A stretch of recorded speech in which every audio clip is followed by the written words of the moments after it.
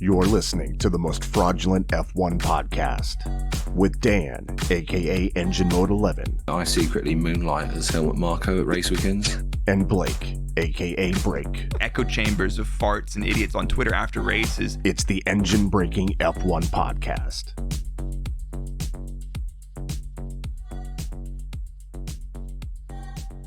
Hello. Who did that amazing intro? Michael, was that you?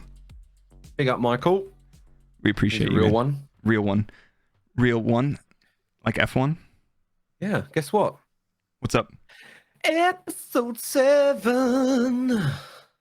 Has it really been what 7 we got episodes? going on? Have we Yeah, not? it has, Have we mate. not been cancelled yet?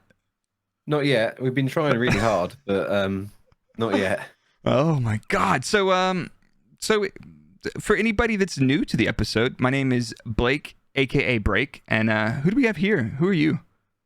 You've got a nice beard. That's a. Thank you. Do you like my shirt as well? That is excellent. That is excellent. I wore that one especially for tonight. Oh, okay. I am Engine Mode 11, aka Dan. I talk rubbish on the internet, and I claim to be somewhat knowledgeable in F1 despite stealing a living from Red Bull for 6 years. He knows wheel. Yeah. What did you do anyway? My job title was Senior Systems Engineer. Like, what did you actually do? Because we know that's a load of I shit. basically just posted memes on Twitter and gave Jos Verstappen the Wi-Fi code at the race garage. That is pretty sick. That is pretty sick. So, this is our second guest episode. We've got the second time we've had a guest on the pod, and I think we're gonna have to have a guest showdown later. So Joao's coming back, and he's gonna have a death match probably with. Should we? Probably. Let me introduce her first, and then I'll let her introduce herself properly because I'm gonna fuck it up royally. But Toni was probably, so we've got Toni Cohen-Brown, aka F1Toni, and she was probably one of the first F1 creators. Like, my girlfriend told me about TikTok during COVID, and I was like, TikTok's dumb. I'm not a child, you know? I'm not a child. I don't need TikTok. I don't want to do dance apps. I'm like, wait, there's people talking about real stuff on TikTok, and so that was back in my gaming days. It was like, F1Toni, she knows a lot of stuff, and why is she talking about all this other stuff that nobody else is really talking about? So she was really one of the first F1 creators on my radar, and now she's on our podcast hanging out with us. So welcome, Toni. Hi. Hi. Thank you for having me. This is fun. I'm to be here. You know, this is a really tame introduction from you. You're like, oh, hey, how's it going? We're gonna get some serious F-bombs, and we're gonna probably get demonetized on YouTube for this episode.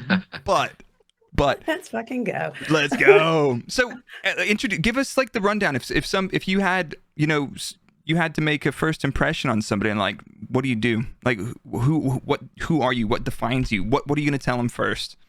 God, I think I'm someone who makes terrible first impressions. That's I have okay. a serious case of resting bee face. I'll try and not swear. I'm going to help you not be demonetized. By the way, congratulations on 7 episodes. I was reading this morning that 94% of people who start a podcast give up after episode 3. So you're already in that, you know, in that top percent. And but you should celebrate the day you hit 20 episodes, because that means you're in the 1%. Because only 1% of people who start podcasts hit 20 episodes. So that's one to celebrate. No The way. secret to that, Toni, is me and Blake have given up on life. So I think that's the secret to any content creation. Just give up on life and hang out on the internet, which is honestly the what I say to people. I hang out on the internet with strangers. Which is a complete disservice. Come on, break it down for us. Give us the shittest first impression of you. I'm like a cat. I've had a bunch of several lives. I started as a political pundit, wonk, whatever you want to call them. I did 7 years of studies in politics, policy, international relations, digital diplomacy, you name it. So that's where I started my career. And then I flipped that career into more of the tech space, bridged the gap between politics and tech, which I always loved. And then started to have this realization that actually I don't have the patience enough to look at one thing in a siloed perspective. So I realized after doing politics for 5 years, I was bored. Yep. I needed something else, then did tech for 7 years, then realized I was bored, and then ended up in motorsports, and I can talk more about that. But what I really love, and it took me a long time to realize this, but what I really love is looking at things, and I always say this, that lie at the intersection of politics, tech, now motorsports, pop culture, because I think you can't in today's world talk about one topic without understanding the realms of complexities in all of these other spaces. And the other thing that I realized is I've actually always been creating content. So whether it was trying to close multi-million-dollar deals in tech, I was doing that via content creation. I was explaining to people that if you want to be successful in the space, this is what it looks like. I always loved talking on, I actually, fun fact, I used to talk about the news of the day on the BBC radio, and they'd just have me in and say, hey, Toni, what are your thoughts on this? And then one day I said shag online and they banned me. And I never got invited back. You said the shag word. I said shag. I thought I was being polite. I was going to say fuck. Yeah, BBC. I thought I was using an appropriate word. This is the toned down version of that. I apologize to all of our guests currently listening in. No, you can. BBC. We cannot say that word. Say whatever the fuck you want on this fucking shitty podcast. So I think that's why traditional media does not like my swearing. Hence Twitch. Here we go. Dude, but we'll get into that, because this I think you feel similar to me. This is the future of content. All these traditional ways of presenting news and everything else, they're gone. They're going to be gone soon. They're going to be antiquated. Completely antiquated. And it's interesting actually you bring that up, Blake, because I think that was my initial introduction to Twitch. Is during the last American presidential elections, I started watching Hassan Piker, known as Hassan Abi, on Twitch, and I realized I was always into European politics, knew fuck all about American politics. And I was trying through traditional media, and it was boring the living crap out of me. It was the same pundits over and over again, all either shouting over each other, all agreeing, putting me to bed. And then I discovered Hassan, and I was like, holy crap, this one dude has absolutely managed to like grab me and engage me. And then what I realized is it was the two-way conversation. He was feeding off of his chat. He was sporadically opening tabs. He was discovering something as they were going. He was unapologetic about this is fucking chaos. And here's the thing that I love is life is chaos. Yeah. And if you look at anything that likes happened with the cost cap, is we kid ourselves thinking that things are well prepared and well organized. It's not. Everything is a shit show. And the moment you realize how the sausage is made, you realize it's the same in every single industry. And I helped big presidential candidates, big political referendums run their campaign and their election. And it was an absolute shit show from start to finish. And then they come out and do their TED presentations of, well, this is how we won. These are the 5 steps. And you're like, bullshit. There's no 5-step approach. Your pants were on fire. Your screen, like no one had it. And so that's the constant in everywhere. It's a shit show. And we're all just trying to figure out. And I appreciate that with Hassan. And I think that whether you're trying to get the news, whether you're trying to understand Formula One, or whether you're listening into a race, I think people love that. Stop pretending you've got it all together. We don't. No one does. You mean I know moments in life where you need it, but most of the time we don't. You mean like last weekend at the race when they're gaslighting Gasly around? It's like, hide. We've had a pants on fire situation. We've had a code brown.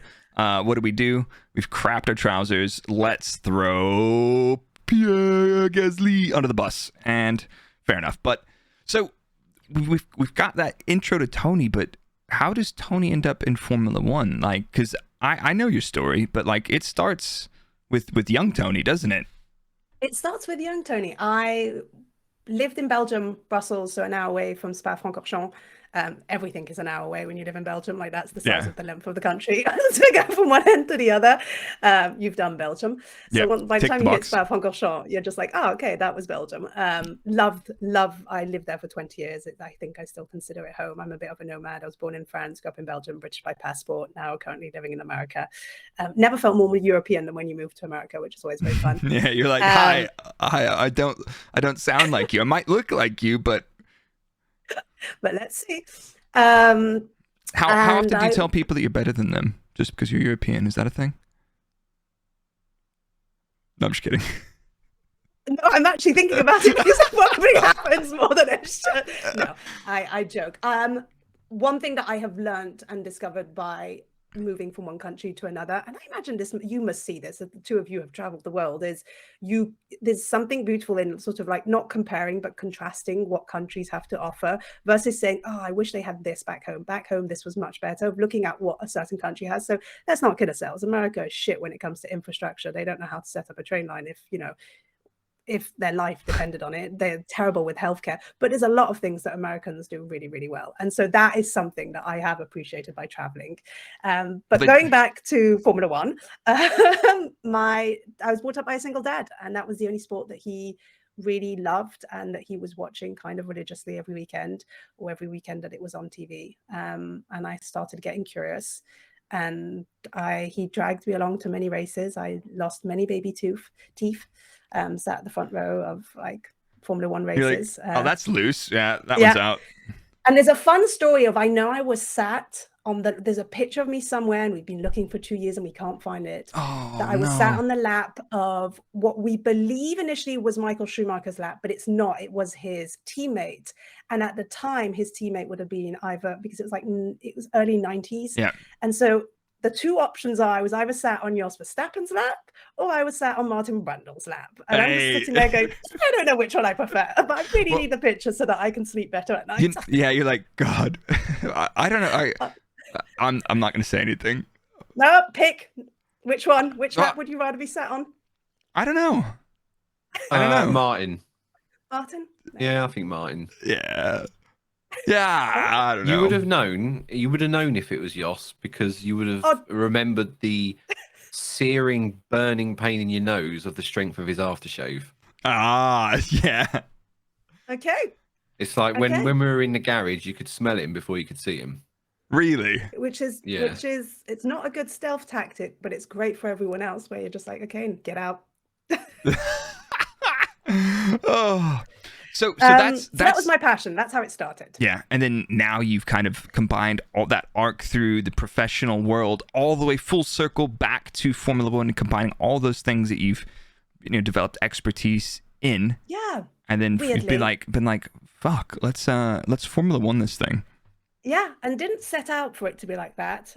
Definitely. I think like many people who discovered Formula One at a young age, you have this story arc of falling in and out of love with the sport for a myriad of reasons. Yep.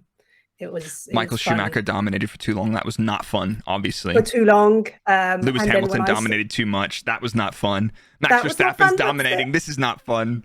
There you go. We're just going for it. Like, just get ready for another 10 years of this. But what was interesting is, again, being in politics at a young age, I have a great story of my dad of showing me like the Marlboro Chevron logo, but without the logo. And that's where he was just like, oh, we need to do something about tobacco, because he would just show me the Chevron. I'm like, oh, that's a pack of cigarettes. And he's like, great. My 6-year-old daughter just knows associates tobacco to just the shape. We're fucked as a society. So I think that's, again, my worlds have always just collided. But look, like a lot of people in lockdown, I have a lot of friends who got into it. Give credit where credit is due to Drive to Survive for like igniting that flame. I started getting a lot of text messages from people saying, hey, can you explain to me like what's the difference between AlphaTauri and Red Bull? I don't understand. Or why are the lights going out, not going on? And so one of my friends was like, hey, when the races start again, can you give me just like 10 bullet points of what I need to know about a race? And that turned into like a 54-page guide, and he was like, fuck you, I'm not reading this. I asked for 10 bullet points, you give me 54 pages.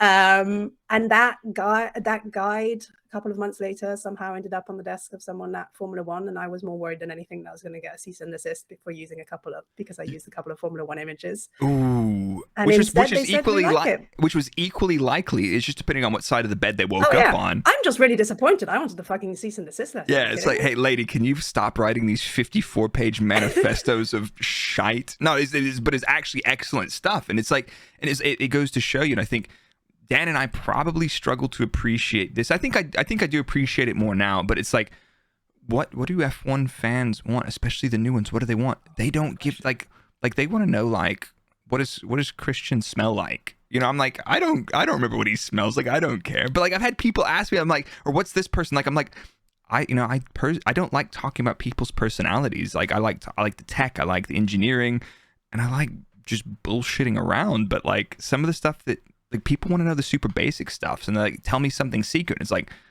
I don't need to tell you something secret. I can just tell you something really generic, and you might think that's pretty cool because I can say it because I know it.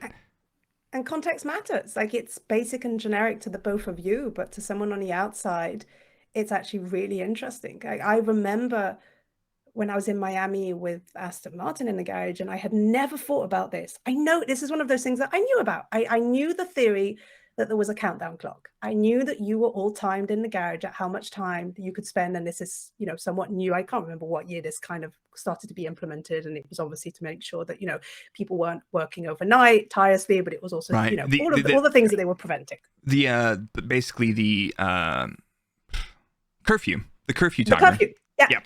And I knew this. And what I had never envisaged, what I had never thought about is there's a fucking clock in the garage that is counting down to the time at which you need to get the fuck out of it. It never occurred to me because I never worked in an environment. Yeah. So I remember walking in the Aston Martin garage and going, wait, is that what I think it is? And I was like, this is what an insane environment for me as an outsider. I was like, what an insane environment to be going about your day-to-day job, and there's a fucking clock on a timer that's like counting, like it's like doomsday. Are you gonna get that engine bolted on tonight, Joker? Yeah. Yay or nay? Yeah. And I just remember just staring at this going, this is wild to me. And I was like, oh, that's a fun fucking video. Like, that's the thing that to both of you is just like your normal day. If you're in the garage, that thing is there. Yeah. And you just don't think about it. And you probably you've walked past it 100 times. And that video performed really well because nobody knew about that. No one knew. It visually was like, it's a thing that stares at you. And I imagine it's different in somewhat every garage. But then I started conversation about, wait, who starts the clock? Is it started at the same time? Who controls that? And so you start asking all of these wackadoo questions. And I'm like, at what point do people start sprinting out of the garage? And you start talking with them, go, well, 5 minutes before there's a lot of people trying to get out. Don't get stuck in the queue. Don't get stuck in the fascinating. But so to your point, very basic to you. And I was just sat there going, I don't know what it would be like for that to be my day-to-day job where there's a fucking clock counting down. How did you feel about the clock? You know, when you were at like a race event, Dan, like what did the clock signify to you? It's like, this is like the limit of how long, because that's how I felt. It's like, I've got, forget it. Yeah. It's like, I'm just like, I know that I need to have all my stuff done by this time. Yeah. But like me personally, I can take my laptop back to the hotel if I need to. Like nobody can enforce that. If we had like a major hardware failure, there were times where I looked at it and it may have 4 hours left on it. I'd be like, yeah, right. One. Yeah, good funny, sort man. of thing, yeah. And I do terrible, by the way, on timed exams. I'm very smart. Put a clock in front of me and get me to go through questions, and I just start sweating bullets. I start shaking. I look, and I was like, oh, good. That's good to know that I will never be working in an F1 garage. So I think every time that turns on, I would just go into a hot mess. I thrive on that. I procrastinate like hell. So it's like if I have a timer, I think I've started doing this actually when I'm working at home is I put a timer on my computer screen next to me, and I do it in 30-minute blocks. I work in 30-minute blocks. I'm like, I can't look at my phone for 30 minutes. I can't do anything else. I have to be as effective as I can for 30 minutes, and then I can scroll Twitter for a couple minutes. Which is, why would I do that? But it's not. But in Dan's situation or in exams, you have to succeed. So it's not just it has to be, and that's the thing that would stress me. I can do the 30 minutes work on something. There's no one looking at my notes afterwards and going, "You failed, you failed, you failed." Whereas I feel with Dan, it's just like that better be bolted on properly or that better be fixed properly. It's not just a time thing. It's a Yeah, or you've had some of the racks or something shit themselves because somebody left them out in the rain, and you're like, everything's dead. We talked about that the other week, where basically Singapore downpour, half the racks got filled with water. In the pit lane. Oh my god! But anyway, so I feel like this episode we're just gonna jump around, and we've done some bullet points, and I've got some stuff that I know you've got. I want to get your view on it because I don't know. I know how I feel about it, but I think you're a lot more informed because a lot of this stuff, like you said, is the crossover of politics and tech and business and I mean what's on your mind? I'm an engineering dork, like, and like this, a lot of these like political stuff and business stuff doesn't really make sense to me, but like I think the first thing, and we talked about this last week, and this is super topical, and we can also get a little bit fraudulent as well, and I think that'd be on brand. What are we saying, Dan? Cost cap? Should we kick this dead dog even though there's nothing to kick? because nobody knows what the fuck is going on? Yeah, we should absolutely ring it out for some more, because someone tweeted me the other day saying how disappointed they were that I was trying to make money off of milking the cost cap. To which I responded, "You think I'm getting paid for this?" Wait, milk it out some more. You don't get paid to toe the line still? No, Marco's checks are bouncing, mate, and I think we know why. The invoices are coming back voided. Yeah. Oh my god. But like here's what we've got. Where did you land? Yeah, where did you both land last week on the cost cap? So my major frustration with it wasn't necessarily that Red Bull broke it. It was more the FIA just sort of released that half-baked statement and then just went fucked off home for dinner. Can I take a step back from that? Go for it. The FIA dropped the flaming bag of shit on the doorstep and rang the doorbell, right? But they also told all the neighbors first that they were going to drop a bag of flaming dog shit. So they're out there talking and calling everybody else saying, "Hey, did you hear about the flaming bag of dog shit that's about to show up on a team's doorstep?" How does that? That was the interesting one. I haven't followed like the ins and outs of people's sentiment towards the FIA in the last decade or so. Like I've just been more of a, a passive F1 fan for the last decade specifically. Your mental health must be so much better than a lot of these people. Probably, yeah. I thoroughly recommend glowing youth on my face. Yeah, right. But do you have is it correct if I say that I have a feeling right now that the trust in the FIA is at an all-time fucking low, or do you feel like it's actually there are times where it's been way worse and it's actually doing not so bad? A little bit of recency bias, maybe. I'm not sure. I think it all went downhill for me probably with the whole Ferrari hush hush deal. Yeah, what was that? Mid-90s? The recent one, 2019. The 2019 PU. Oh, that one. Okay. I'm gonna bring us way back. No, okay.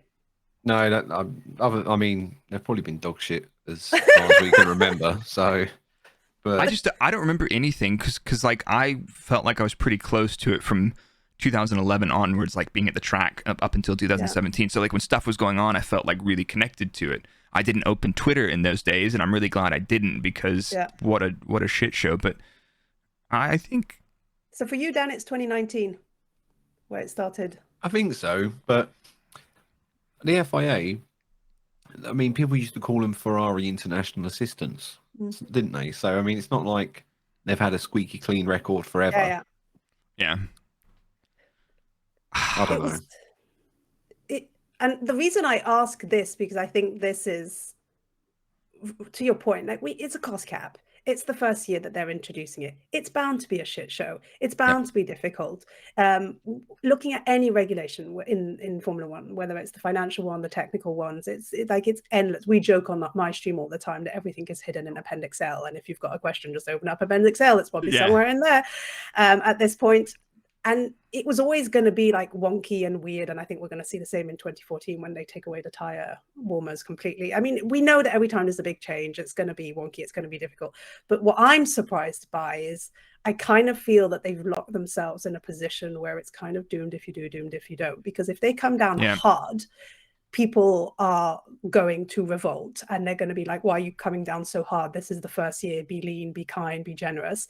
If they come down be kind and generous, they better be, this is my thing. This is the only line that I have on this. They better be fucking crystal clear that whatever the decision they make this year is going to be the same for the following year.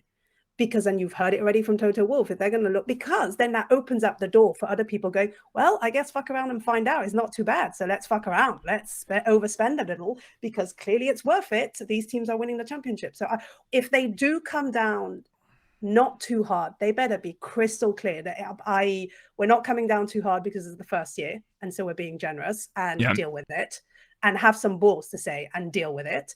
Or they're going to say, and by the way, we're going to come down soft in the next 2 years as well, because it's going to take time for us to progress.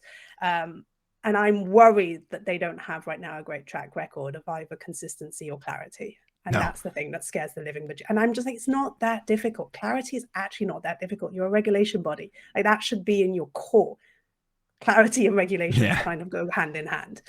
But I think one of the biggest problems is, and everybody's piling on to the big evil fizzy drinks company right now because it's a cool narrative and everything else. But at the same time, it's like all of these big teams agreed on these regulations because the FIA are asking them for input and say, hey, what do you guys want? Like, let's say that I don't know, like let's imagine the small teams, they probably wanted a cost cap so they can, eventually catch up in terms of expenditures and performance. And then you've got the big teams with a lot of influence over either sister teams or teams that they supply and everything else saying, right, I think, you know what?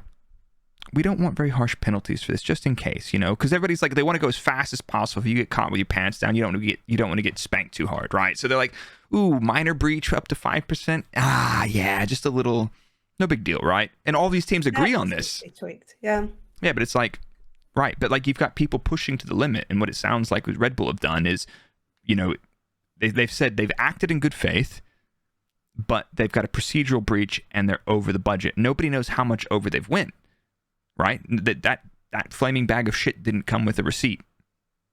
So it's like, what is it? So they've literally left the hugest flaming bag of shit, and everybody's speculating 5% is the highest. What if it's 20 grand? And they filled out, the procedural, meaning they dropped a number in the wrong box, and the FIA are like, it's the wrong, so it's 20 grand over because you put that in the wrong box or something. That's what the whole thing sounds like to me. Yeah. And it'll be interesting to see the tweak. And this is what I always love about the sport. And I have appreciated, for example, when Formula One introduced sprint races, that they didn't go, right, we're going to get a sprint race every weekend. Instead, they did, we're going to try it out. We're going to do 2 and 3. We're going to see how it works. We're going to see it fit. Like, I like that approach of just like trial and error. And I think fuck around a little bit and find out a little bit. A little bit, exactly. Yeah. And I like that approach. But so I'm hoping, Martin Brundle did a whole segment, I think, on just like, the 5% being ludicrous, that 5% is, 7 million for a small team. That's a lot of cash. But again, I feel like that's like, in theory, that sounded like a minor breach. And now in practice, we're looking at this going, well, fuck, actually.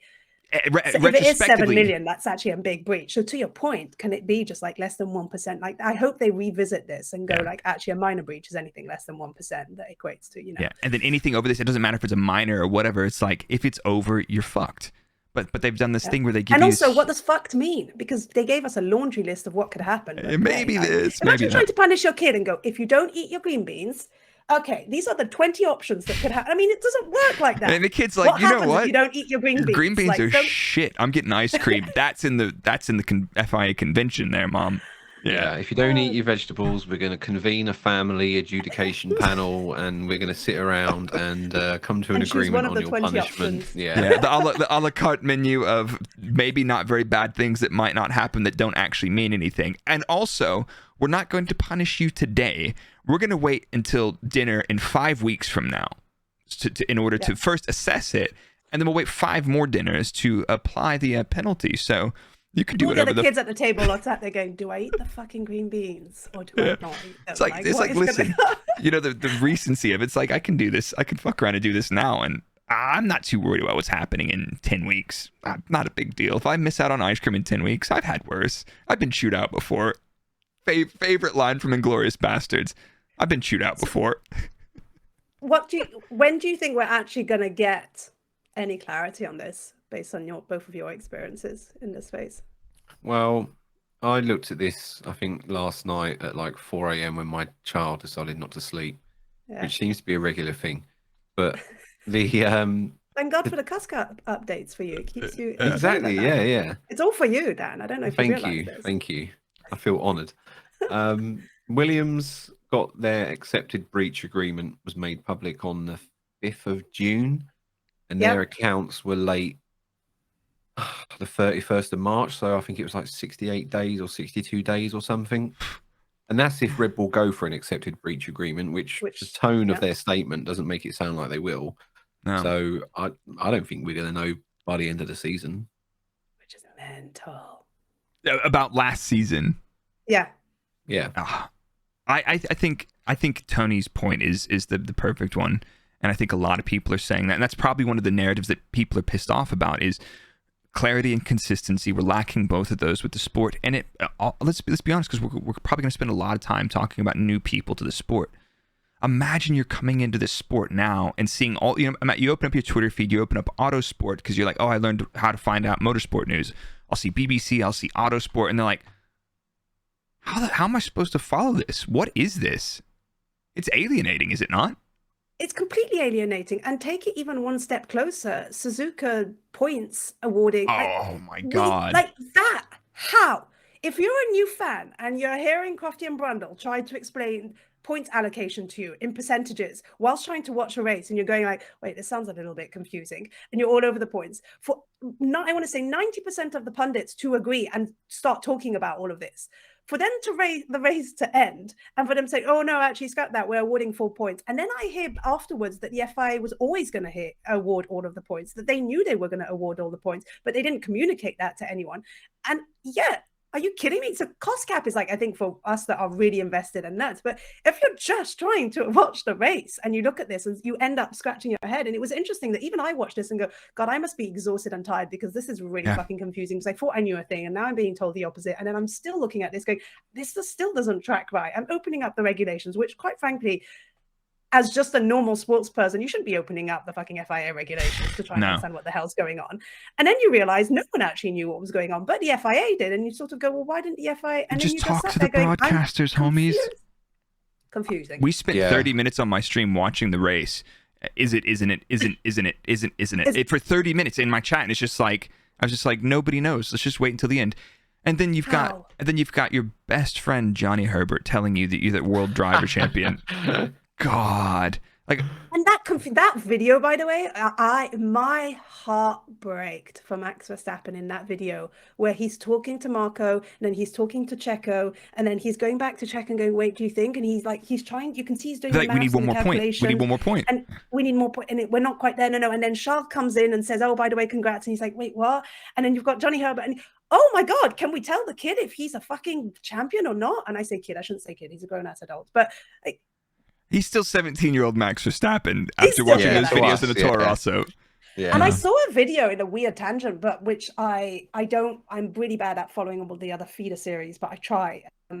Apparently, like, so we're looking at Jamie Chadwick was, congrats, you're the champion. We don't have enough money to finish the other 3 races, so congrats. Max Verstappen gets told that he's a champion in this awkward way. F2 and F3 apparently it's a shit show. Aren't they? This year, yeah. This year, it looks like everyone's been awarded their championship in, what is it, IndyCars? Like, it's just bizarre. Like, I don't know what's happening right now, but everyone seems to be given their championship in the most uncelebratory fashion possible. And when you take that away, like, that's what sports is about. None of them were in the car when they found out, basically. That sucks, man. That sucks. Imagine Jamie Chadwick. She's won 3 times in a row her series. Yeah. And she gets, we think you may get your money. We're not sure if you're going to get your prize money. Oh, by the way, we've got no more money for the whole series. You know what? The series sucks. Why don't we move over that? Because if anybody's not familiar, W Series has canceled the end of their season due to a lack of funding. A professional racing series has pulled out with 3 events to go, 4 events to go. And they've said, we can't finish the season. We can't afford to pay the drivers, engineers, or anything. We're canceling it. How does that work? Like, walk us through, like, because how does the financial structure for that? Is there money being paid into this? Do they have a pot of money to start with and they blew it all? I don't know. Are you familiar with it? I'm not familiar in the details. What I'm hearing and what I heard is there was one big sponsor, so it was a lot of sort of putting all your eggs in one basket. And that person did. And you know what's interesting is I don't know if you followed all the stories that recently came out about Rocket and their sponsorship, and like that is wild story. How much did they leave on the table that they were supposed to pay, like 100 million or something? Like in all different sports. Like it's insane. Like they owe people so much money. And the biggest thing I discovered is it's an actual umbrella company with 18 different entities, and they've all filed for bankruptcy, but they've kept the 18 different entities very separate from one another. So you can just go ahead and file bankruptcy without it impacting. You can't collapse the top. You can't collapse. I mean, smart business people, that's what they do for a fucking living. Well, we should have them on the podcast because that sounds fraudulent as hell. Yeah. Well, Could be our next guest. Why didn't you get William Story on here as well? You're. I mean, you are William Story, aren't you? You've never seen us in the same room together, so. But as that story with Rocket came out, my mind just and this is absolutely probably not the case. So I was like, oh, was Rocket involved again in fucking W Series? Is that it? Like they're fucking, W Series over like they did Williams and like they did Tatiana Calderon. But the beauty of the gift that W Series was trying to do as a series, it was a free to enter, free to participate feeder series, which is very unheard of. The beauty of that is there's a pro and con to that. The beauty of that is basically giving women an opportunity, which we know they very far and few between. More than anything, what I will say that their promise was obviously to be a stepping stone into Formula One. I think most people who have two eyes and have watched this realize it's absolutely not a stepping stone into Formula One. But the one thing they did do is shine a big bright light and create some awareness about these 18 phenomenal drivers that you may or may not have heard of before, and created some awareness around that, which I think is spectacular. The flip side to that, my fear was always we're creating a bit of a utopia and I'm not sure where you go from here. And the utopia is we're telling these drivers that the only thing they need to worry about is bum in seat, practice, drive. Don't worry about the financial side of things. Don't worry about sponsorship. And if you're telling people you don't need to worry about sponsorship, and us as content creators, we know the importance of showing up, be present, be top of mind. Like that's how you get your next paycheck. Whether it's through the platforms, whether it's through AdSense, whether it's through partnerships, like you have to grind, like it never stops. And so my fear was like, this is a utopia. If you're telling these women all you need to do is drive, it's a lie because all you need to do is drive. We've got the sponsorship handled, and then all the eggs in that one basket disappears, and you're fucked. And you're royally fucked. So that was always my big issue with W Series. They seem confident that they can come back. It was gut-wrenching to read the posts from all of these drivers and the engineers and the mechanics of just like having that season just pulled the plug from out of you. But actually it's if you do the parallel and the contrast, for every 18 to 20 pieces about the cost cap in motorsports journalism, there was one about the W Series ending. And the way you explained it, Blake, is it's an entire series that's just done. It's disappeared. Not going, like just disappeared. And I found two journalists that actually wrote an emotional, an opinionated piece about this. Everyone else was just copy pasting the press release. I was like, my God, this is where we failed. Why? As fans, the W Series, because we haven't created enough momentum, that even people at Motorsport, the race are just like, yep, so the W Series isn't finishing the season. Where they had 3 races to go. Here's what Catherine Bonmer had to say. That was it. Jamie Chadwick's the champion again, blah, blah. But and blah, blah, blah. But what about... I was like, where's the excitement? Where's the passion? Where's the care? Where's the opinions? And honestly, I'll give credit where credit is due. Hazel wrote a phenomenal piece for ESPN. I read that. Incredibly well written, and I think I saw another one a while ago in Motorsport. But other than that, it wasn't covered at all. And I was like, oh wow, it was a blip. And I hope that W Series looks at that and go, where did we go wrong that no one's actually written about our series continuing? Let's kind of change over to that, because Yepa said something on Twitter, which we chat about the other day. He's like, I honestly believe the restrictive licensing and broadcast deals is one of the key factors contributing to the W Series situation. Free up the rights completely, set the content creators loose, right on, what we were just talking about before the stream, Tony. Stream everything live for free on every possible platform. The reason I think, you have these people just copying and pasting these press releases is obviously I think you need more people that are invested and passionate about it. But on race weekends, I'm trying to watch W Series and I see it's live on Twitch.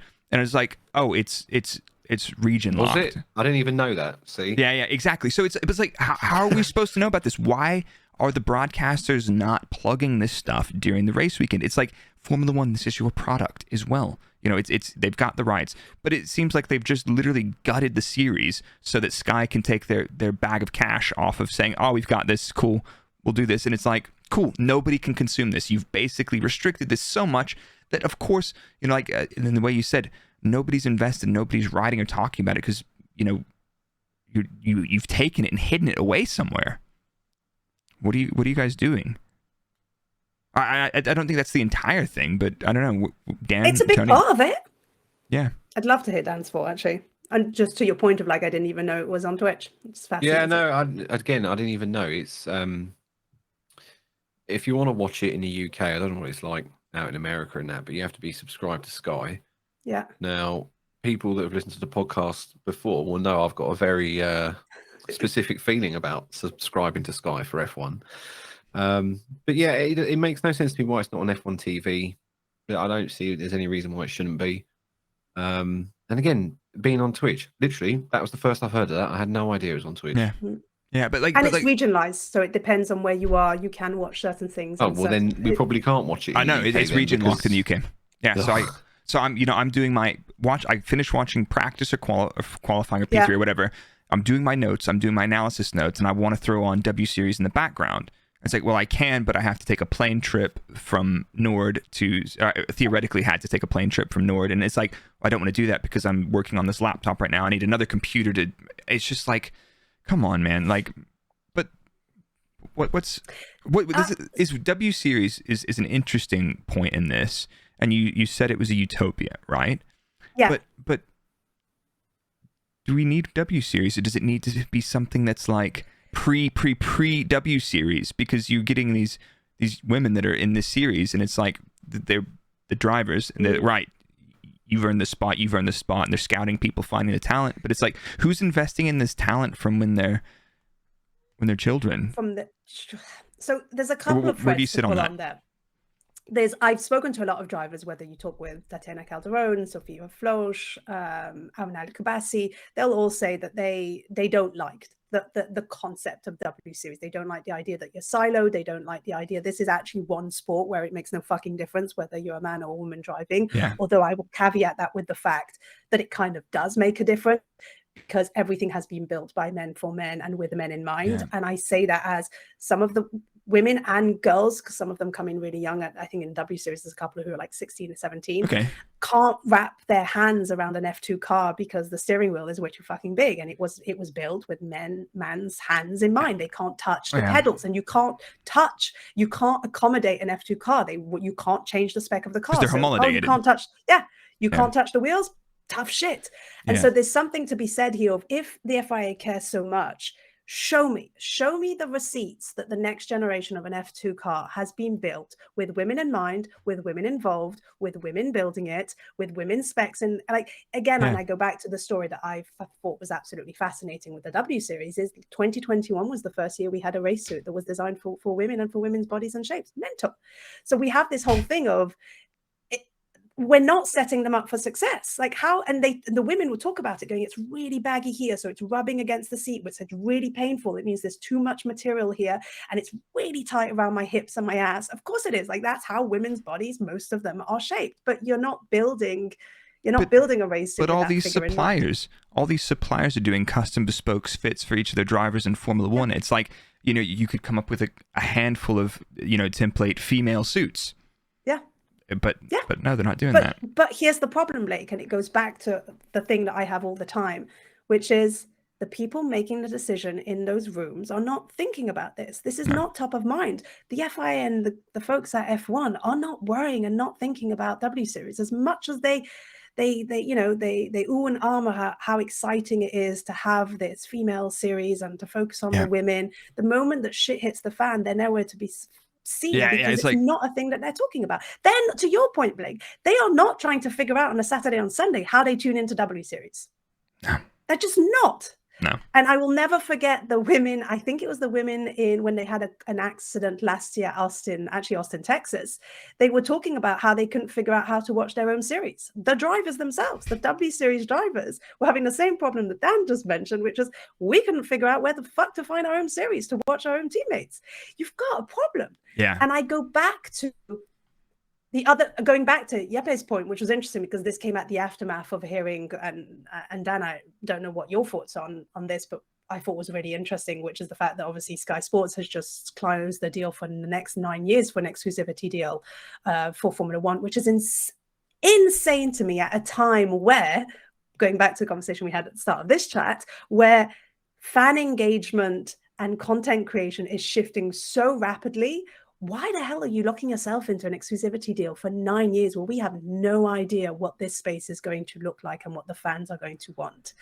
So I liked Yeppe's idea of just like, let's flip this on its head. But again, it requires people at the helm of W Series to actually know what Twitch is, to actually know what TikTok is, to actually understand where the Gen Z are currently spending their time, because this is how they're consuming their content. Yeah. And I don't think they're aware of that.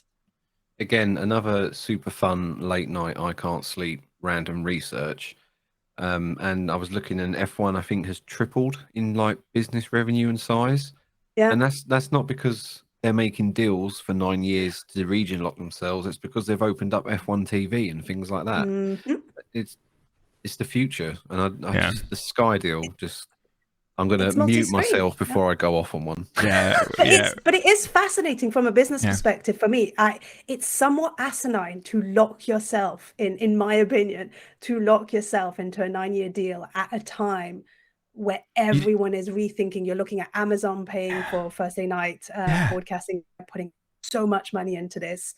And the fans are not tuning in to broadcast. They're not tuning into traditional TV. They're multi-screening on this.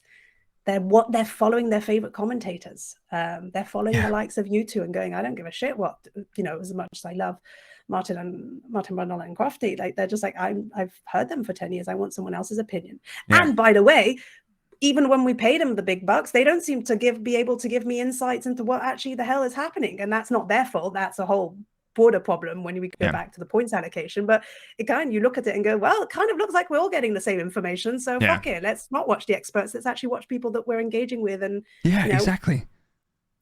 So it's, I don't know. I do think the future for me in W Series, and here's a thought that I had the other day when I was thinking about, okay, let me put my money where my mouth is at. If I truly care about W Series, what could I do as a content creator? And I was like, is there a world in which I could do like a 24, 48-hour stream and just bring in like W Series drivers, W Series engineers, mechanics, W Series team principals, and just have them talk about this and just do a massive donation and see how much money we can get together. And I don't care how small or little, but I had this thing of just like, if I can hit 200,000K, then great, I'll take the money and we'll donate it to W Series. If I can't hit that money, you refund everyone back. But I wanted to highlight and show that this series means a lot to many people. And also I wanted to highlight the power of the fandoms and the willingness of like, get a couple 100,000 people gifting $5, $10, whatever they have, to showcase that this is a meaningful endeavor and operation for people. Because it kills me that, again, I understood what Catherine Bonmer was saying is we've stopped the series so that we can focus on funding for next year. And I'm just like, and then I got people saying, oh, it was interesting. I even got someone from W Series comment on the post that I made.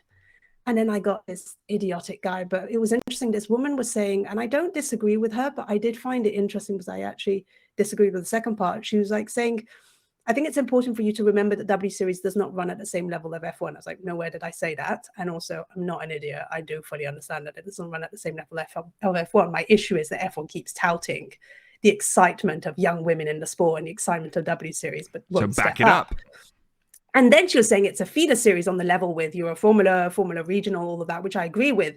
Do you read of those championships in mainstream media? And I was like, yeah, I do. That's the whole fucking point. Yes, I actually do hear about Formula 2 and Formula 3. And I'm not talking about mainstream. I'm actually talking about motorsports. And that was what was interesting with W Series.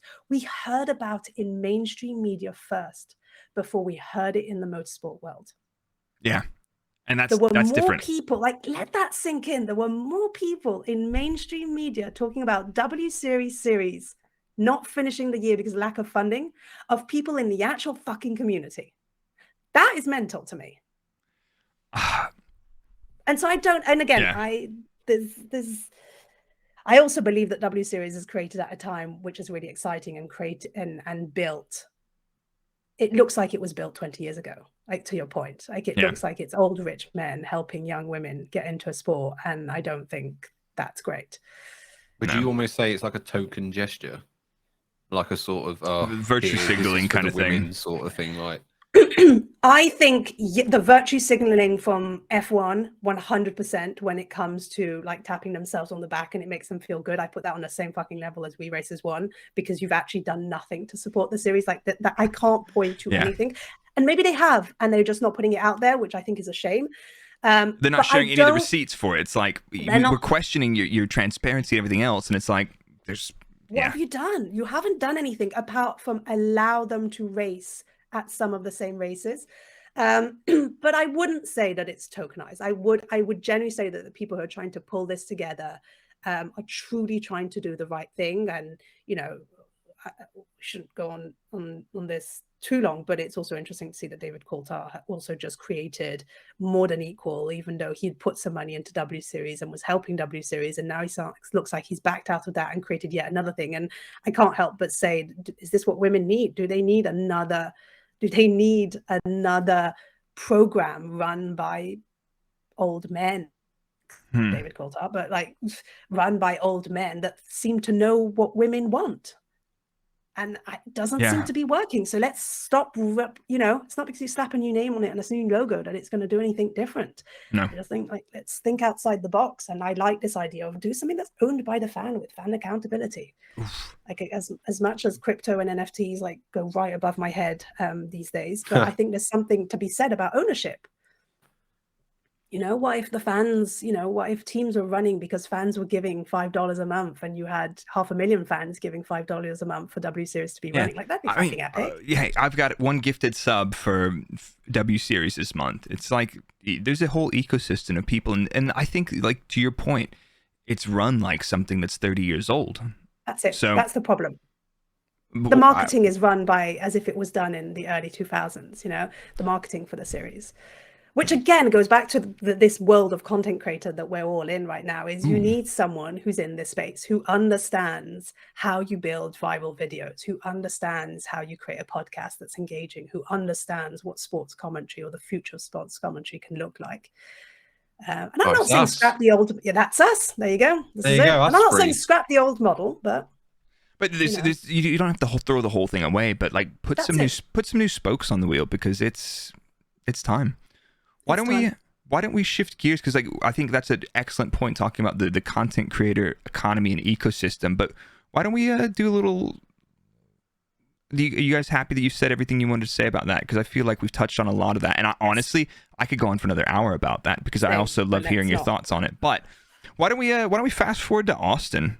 I've done a little quiz for you guys. I hope you didn't read it in my notes that I sent you, but. The Austin Grand Prix is one of the American Grand Prix that has been held in the Formula One World Championship. It's been held from 2012 to 2022. It's been 10 years since the first time I went to Circuit of the Americas. We did not race in 2020 due to COVID. So, question for both of you. Get an answer in your head. Don't cheat. How many drivers have won the U.S. Grand Prix, which was held in Austin between 2012 and 2022? Or 2021? I'm 6. That's just the first thing comes to my head.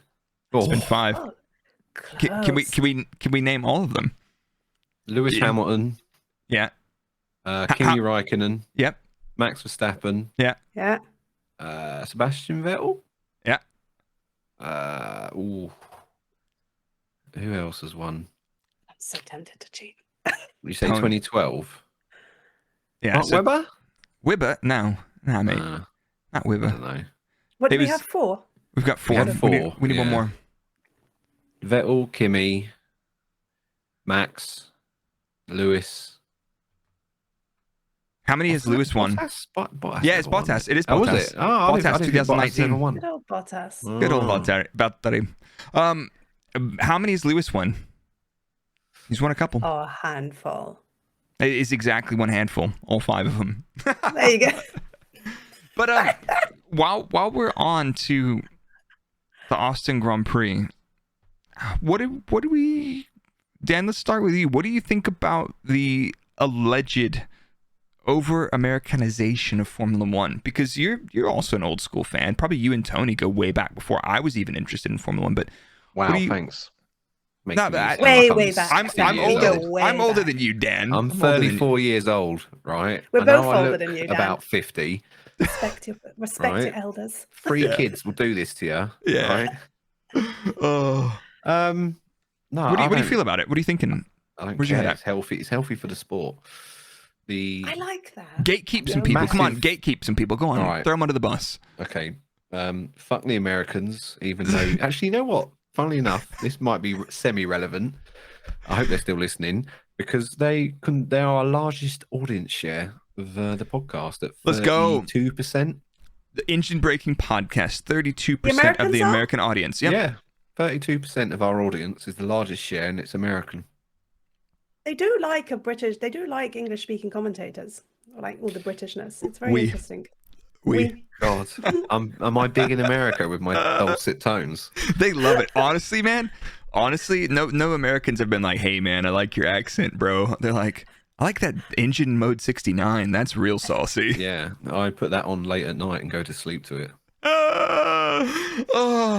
But like, yeah, Tony, what are you thinking? Because like that's one of those. You're extremely level-headed, and you're one of the most reflective people I know in the space to be able to think about things from all other sides of it. But the over-Americanization of Formula One. Let's get even more specific. You remember what was it, 2017, when they did the American boxing or wrestling announcement introduction, NFL, WWE, everything. Like, people were shitting on that left, right, and center. I'm like, how many of the most generic, like, I'll tell you how many of the most generic, like, European Formula One races from a presentation point of view can you do over and over and over until it's just like, this is the way it is and this is the way it must be. It's like, come on. What are you thinking? We're creatures of habit. When we like something, we like. I look at someone like my dad. He likes to turn on the TV, know who to expect, recognize the voice, and and I look at it and go, well, the FIA really fucked us up on that one, because we're never, you turn into. So I'm just like, if you don't, and that is at its core, that's what people don't like, is that we've killed the habits, we've killed with the Americanization piece of it. They're just like, well, that's not how it was always done. And I was like, oh, bullshit. Things change every 10 years. Things are never. Is that gatekeeping though? It is. But I think for some people, it's absolutely at its core gatekeeping. And for others, I think it is truly, they don't even know probably what the term gatekeeping is. They probably don't think of it in that way. But it is truly just like, I had a habit here that I liked, which was turn on the TV, plonk myself on the sofa, listen to Martin and Crofty, and off we go. And then all of a sudden, like, the times are different and these American peoples are getting involved, and I don't like this. And so I have some amount of empathy, but I think it was Toto Wolff, or it might have been someone else, that said, look, the one thing that we can get that is guaranteed in life is shit's going to change.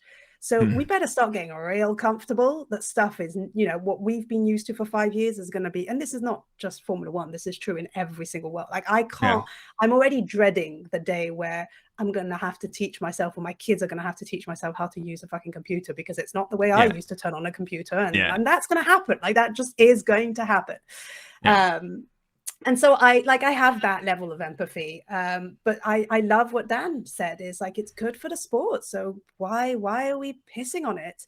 It's also 3 races out of 21 next year. Let's calm down, people. Like, it's this whole concept. And I think, again, and I would have probably been in that mindset. I genuinely think I would have, before moving to America, of saying, why the hell does America need 3 races? But once you move here, you realize that Vegas is drastically different to Austin, Texas, and is drastically different to Miami. So it's a bit like saying, why does Europe deserve 3 races? Because why does Europe deserve half of the season? Because it's like, that's like a 8-hour drive in between any of those. It's like, cool, well, it's a more than an 8-hour drive from Miami to Dallas, and then from Dallas to a completely different audience. Let's not forget that your Miami audience is glitz and glamour. And probably some beers as well. Yeah. But it's got that similar vibe to Monaco. Maybe actually now Vegas is probably going to be the similar vibe to Monaco, but the American way of doing it. And Austin, Texas just reminds me of like the Austria way. Like, it's diehard fans. Like, this is like, we're here for this, and we're going to stand. Like, we don't give a shit about the music festival afterwards. We don't care what food you have. We're here for the racing, pure. Like, that's it.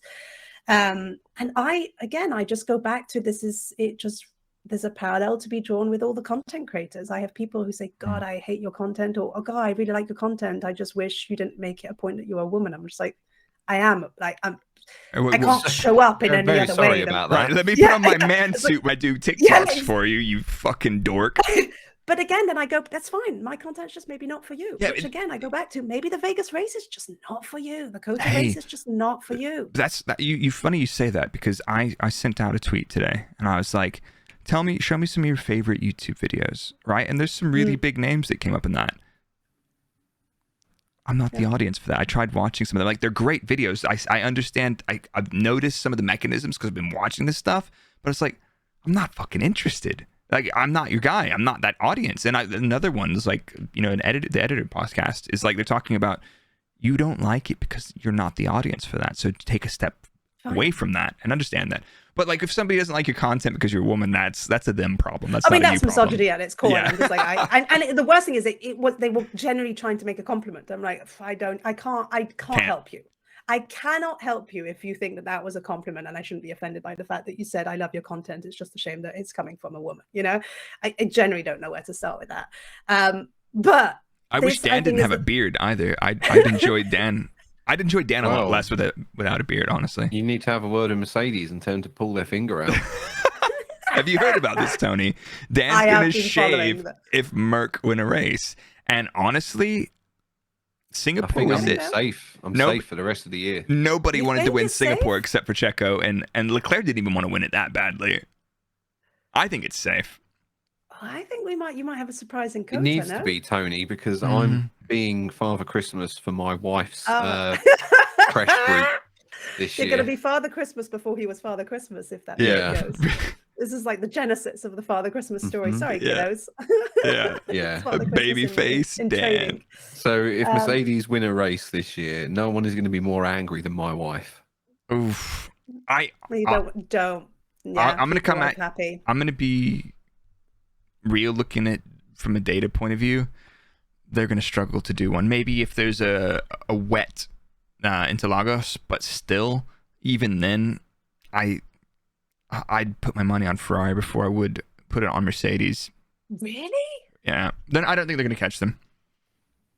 Oh no, I don't think they're going to catch them either. But to win a race, to just win one, you need 4 drivers to fuck up, and some of them, you know, have a tendency to fuck up quite a bit. So okay, maybe, but you need 4 drivers to mess up for Merc to win a race, realistically, on terms of pace and everything else. So yeah, and you do have a whole team that will flip a coin to decide a strategy. So yeah, that is fair. That is fair. But yeah, so shout out to all our Tifosi fans out there.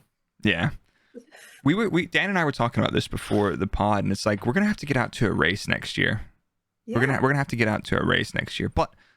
What would you want to do on that point? Like if Dan, for example, if the two of you were heading off to Austin together, what would be the content that would get you really excited to create that you don't think exists or is out there currently right now? Well, I've said I'm gonna, if I get out there, and this is a surefire way now, I'm gonna say this on the podcast that I'll never be able to go out, but I'm just gonna mug Martin Brundle for his grid pass and just do the grid interviews myself. He's publicly said he doesn't really enjoy them, so he might just be like, "Oh no, someone stole my pass." Yeah, so run. For all these people that don't want to talk to me because they're new to this and they feel like put on the spot, and it's like, but I Wait, no, hold on a minute. I love that, Dan, because it's the perfect example of. He said he doesn't enjoy them. He's been very vocal about that.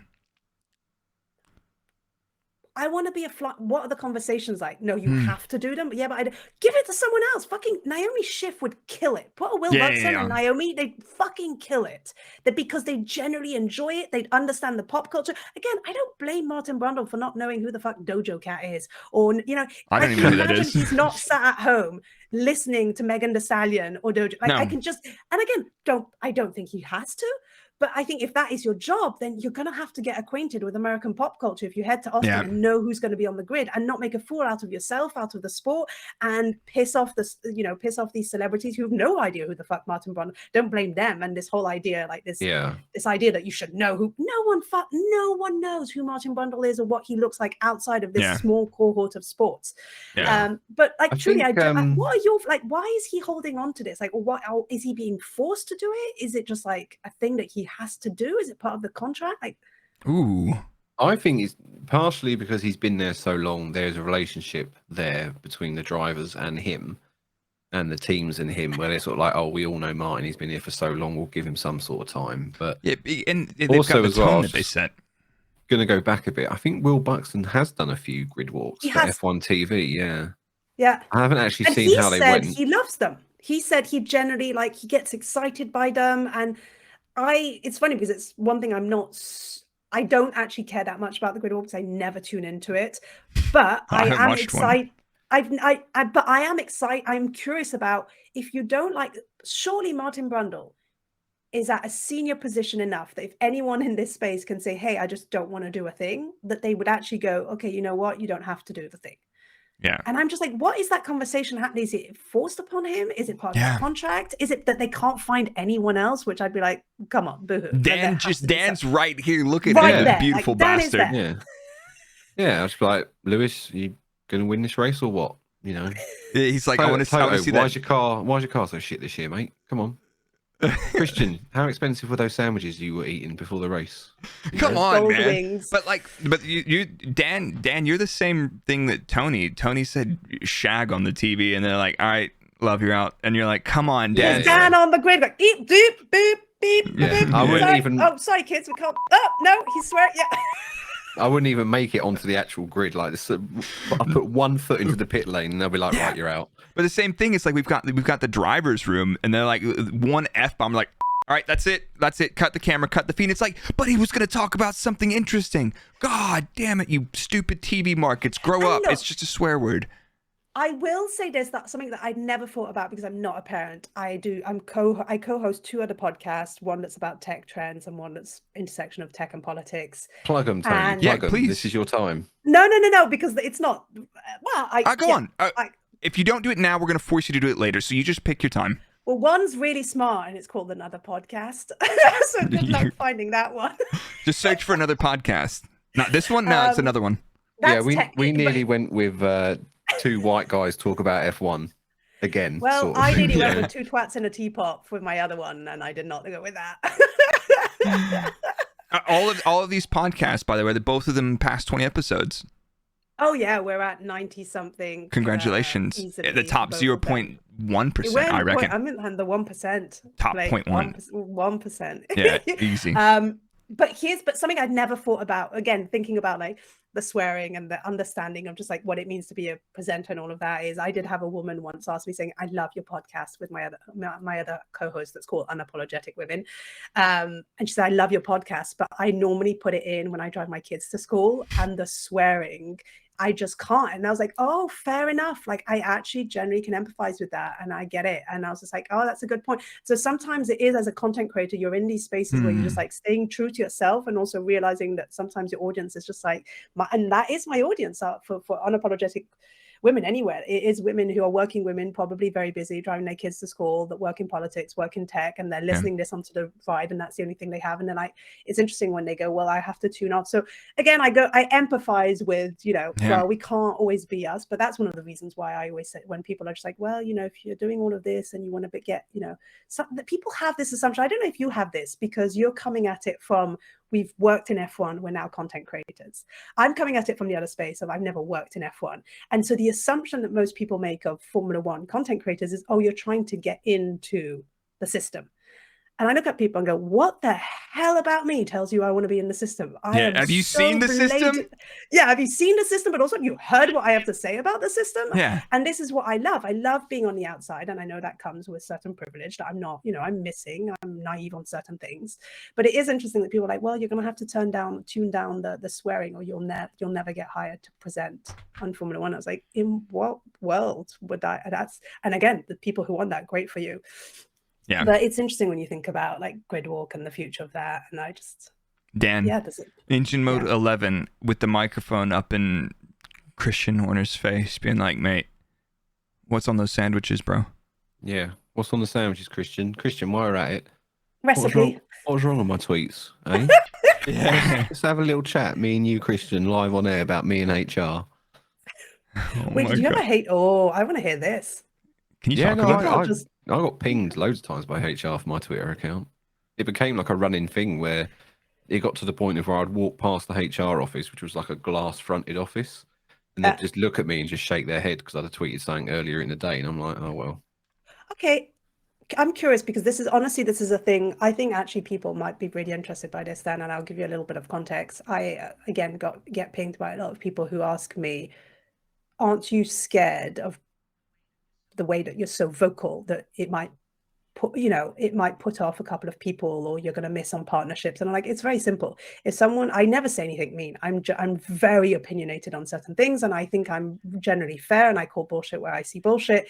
And if Red Bull looks at this and goes, oh, probably not going to partner with Toni because she said something mean about us, then we're not going to get along either way. We're not going to be the right partner. And I use Red Bull just because we're talking about Red Bull. Like, that's not a thing that's happened. And again, like, that's why Aston Martin love working, I think, with me. And they've generally asked me a couple of times, like, hey, what do you think about our program? Is it strong enough, not strong enough? We want your unfiltered opinion. And so but also I've lived 7 lives. As I said, I'm like a cat. So I don't feel like I have anything to prove to anyone. Like, of course we always have something to prove, but I'm not trying to get hired by anyone at this point in my career.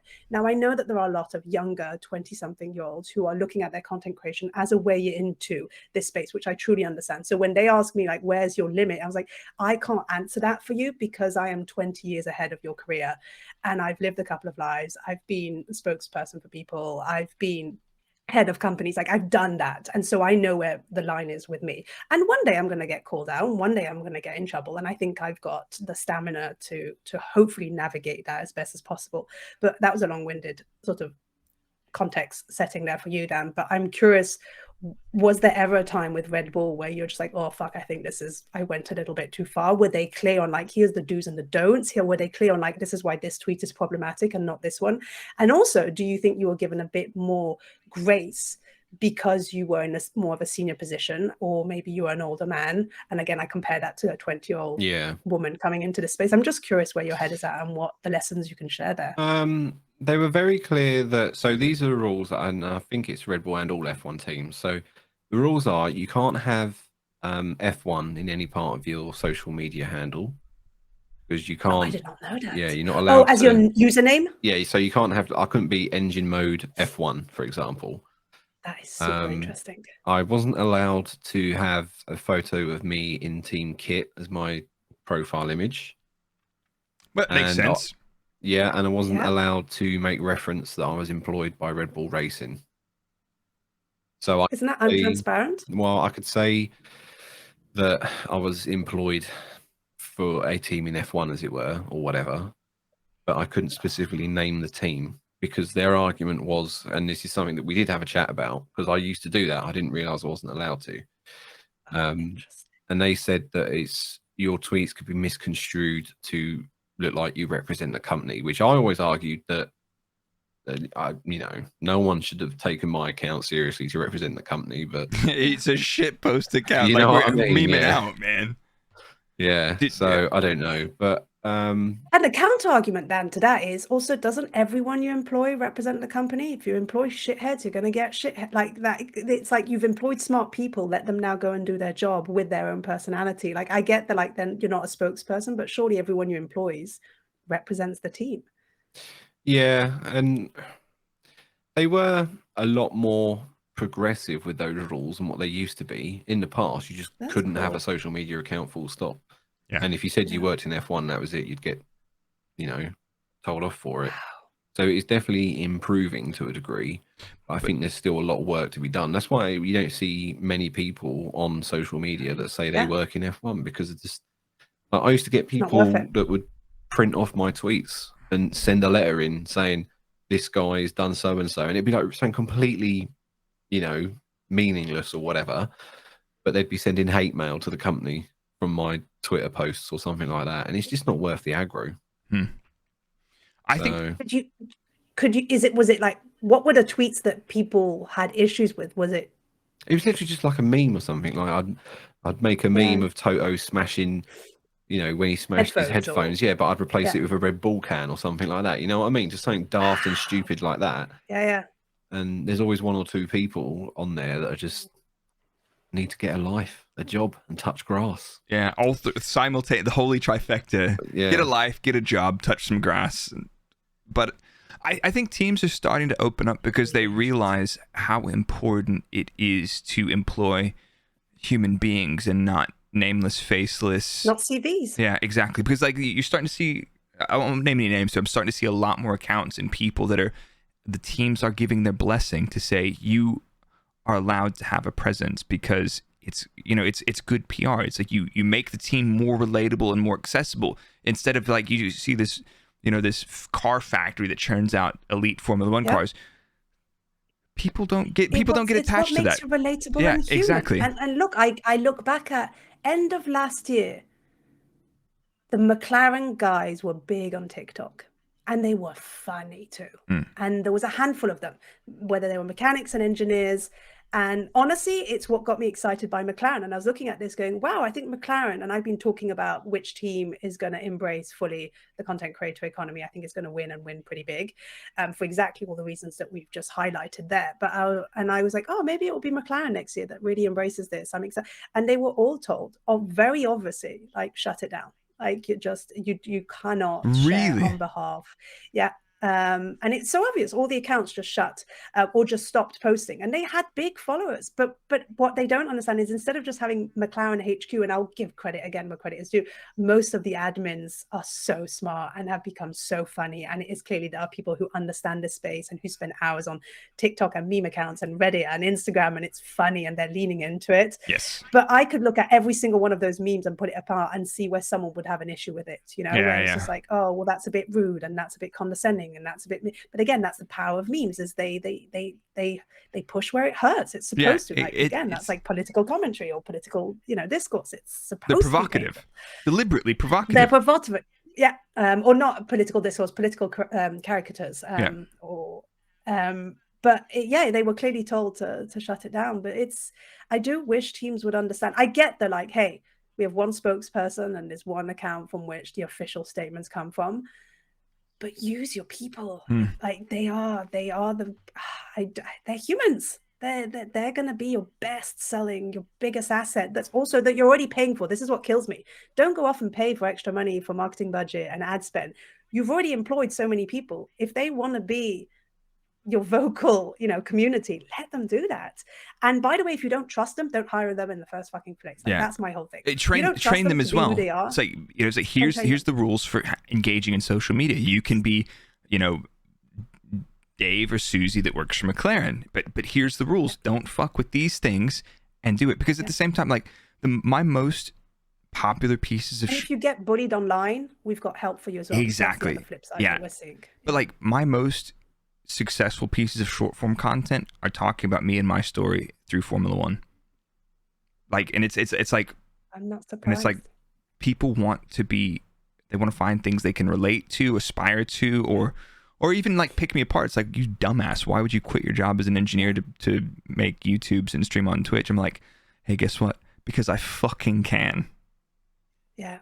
And it's funny because not that for those who will be listening to the podcast, but the picture that's behind me in the frame was me giving an interview when I worked for a tech company that sold political campaigning software. And at the time I was heading up the European expansion for that company. And I was one of the biggest spokespeople for that company. And I always said, I will always be true to who I am. And I got called into the lawyer's office the next day. I'm just like, why you can't say this and you can't say that, and it was a fascinating moment. And that's why my dad was like, this is the best fucking interview you've ever given, like the company's very lucky. And I was like, well, I just got massively you just got so he printed it out, put it in a frame and sent it to me and like, keep at it, which I fucking love. But it was interesting because when you go like, what was the issue? And it's like, well, you can't say that campaigning is, I can't even remember what I was on about, but basically it was when I was helping Emmanuel Macron, French president, try and get elected. The Russians had leaked all of his campaigning. It was the Macron leaks. So they leaked all of his stuff. A lot of my emails were in there, and it was about negotiating contracts. And the way I negotiate contracts is no bullshit. Like, you've got until tomorrow, deadline, sign here. It's like this. And it was funny because that was being pulled apart. And I was like, and the journalist was asking me questions. I was like, it's a campaign. The campaign runs for 90 days. If you can't sign a contract in 5 days, then I don't know what the fuck you're doing. Like, I can't help you there. That's why I do it the way I do. And it was funny because the law was like, you can't say these things. Like, it's the truth. And I get that there are things that you can't say, but I was like, there's no issue here. Going back to Dan's point of, it's a fucking meme. But it goes back to like all the education seems to be missing. And we say it with drivers too. Like, who the hell is teaching these drivers how to give press conferences? I do not fucking know. George Russell's pretty good. Help them, but he's also very PR driven. He's very rigid. It's not particularly very blimey. He's probably gotten too much training. But I don't blame him, because apparently when they say their own things, the media picks up. And God, if this doesn't go full circle to why cost cap and Red Bull was in every title for the last few weeks is because it's the ad business these days. It's the media business. It's Sell the fucking clicks. Sell the clicks. Aston Martin in the headline with cost cap doesn't fucking sell a click. No, doesn't sell ads. no. Doesn't sell. Red Bull does. Yep. So let's fucking go. And this is what I talk about on my stream all the time. Every time we look at content, it's like, who wrote it? What's the bias? And everyone has bias. Where does it come from? How long ago was it written? What was the follow-up to that? Let's fucking go. Yeah. Because that's how there's a lot that I can't teach people in Formula One, but if I can help people like digest news and how to look at it with a pinch of salt, then yeah, I'll happily gift that. Yeah. But it's a fascinating, messy world. It is. But I appreciate you sharing that, Dan. I had no idea about that. You can't put your F1 in a handle, which makes sense. You can't put your team kit on. It's fascinating. Yeah, I think the F1 part comes down from F1 themselves. I'm not surprised. Yeah. It doesn't surprise me. Can I wear old Sahara Force India kit? I could probably get away. Who's going to stop you? Yeah, VJ, come get me, bro. Yeah. But you might find this interesting. The amount of paperwork I've had to sign as a content creator going into the paddock is wild. Really? And fun fact, did you know? I'm trying to pull it up. According, so this was the 2021 accreditations document that I had to sign. And under assignment of copyright, paragraph 6.1, they owe me and everyone in the paddock that gets accreditation £1. We should get, and I don't think anyone's ever given a check, but because you're giving away you're just like because of Netflix, because Netflix is now in the paddock, they're filming, so you're basically a background actor. So it's your £1 check for being a background actor. Collect. I want to check. Someone on my stream was just like, "You need to get your £1 check from somebody." Just give me. Like, yes, I want. Don't talk to Blake about being ripped off by Netflix DTS. Oh my god! How are they gonna use me and my voice in the opening trailer for season 1? Is it 30 seconds? 30 seconds. And there's Simon Rennie standing in front of the car on the grid, and that's my voice. Those bastards. Like, they didn't even fucking put me in the credits, I don't think. Mugged him right off. People thought I was actually seriously going to go after them. I'm like, well, you're a fucking dork.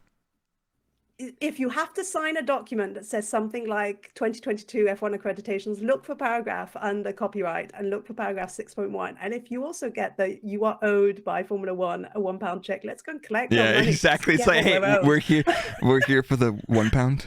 I will have that check and frame it and shove it on the wall. That would be, oh my god. Yeah, I'm going to turn up in my turn up at Biggin Hill in my suit and that, and sort of say, "Hello, I'm here to collect my winnings." My my winnings.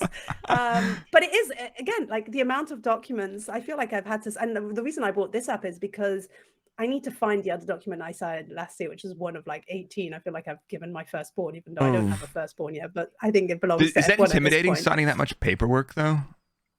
You're used to reading it. I've signed enough big legal contracts working in politics and tech that I'm kind of good at skimming through it and knowing what I should have issues with. But this is scary also. You do get kind of just like, okay, where do you want me to sign? And you have no idea what you're signing sometimes. But some of it, one of the documents that not scared me a little bit, but had me thinking, because it was very clear, but it was like what you can and can't wear in terms of don't wear something that's a competing sponsor to the team in which you're invited. All of it makes perfect sense.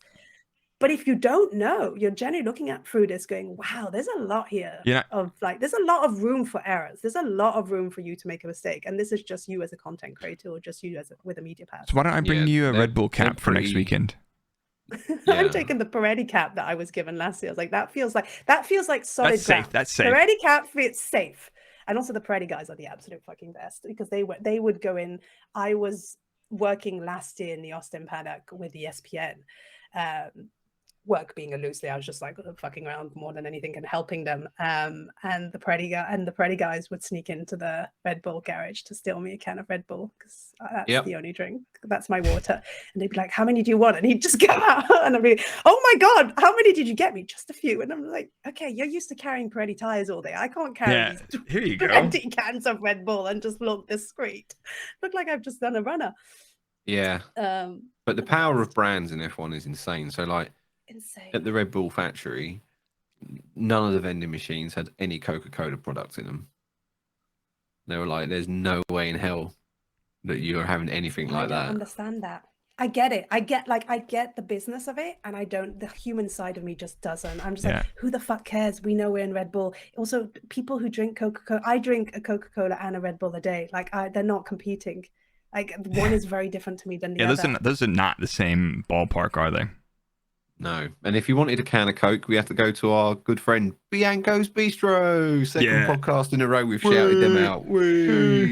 Oh my God. And okay, like Monster I can get, but also I get politically, and also I'm just like, I don't fucking care. It's like, it's such a weird, it feels petty more than anything. Yeah. But I also get the business. I get it.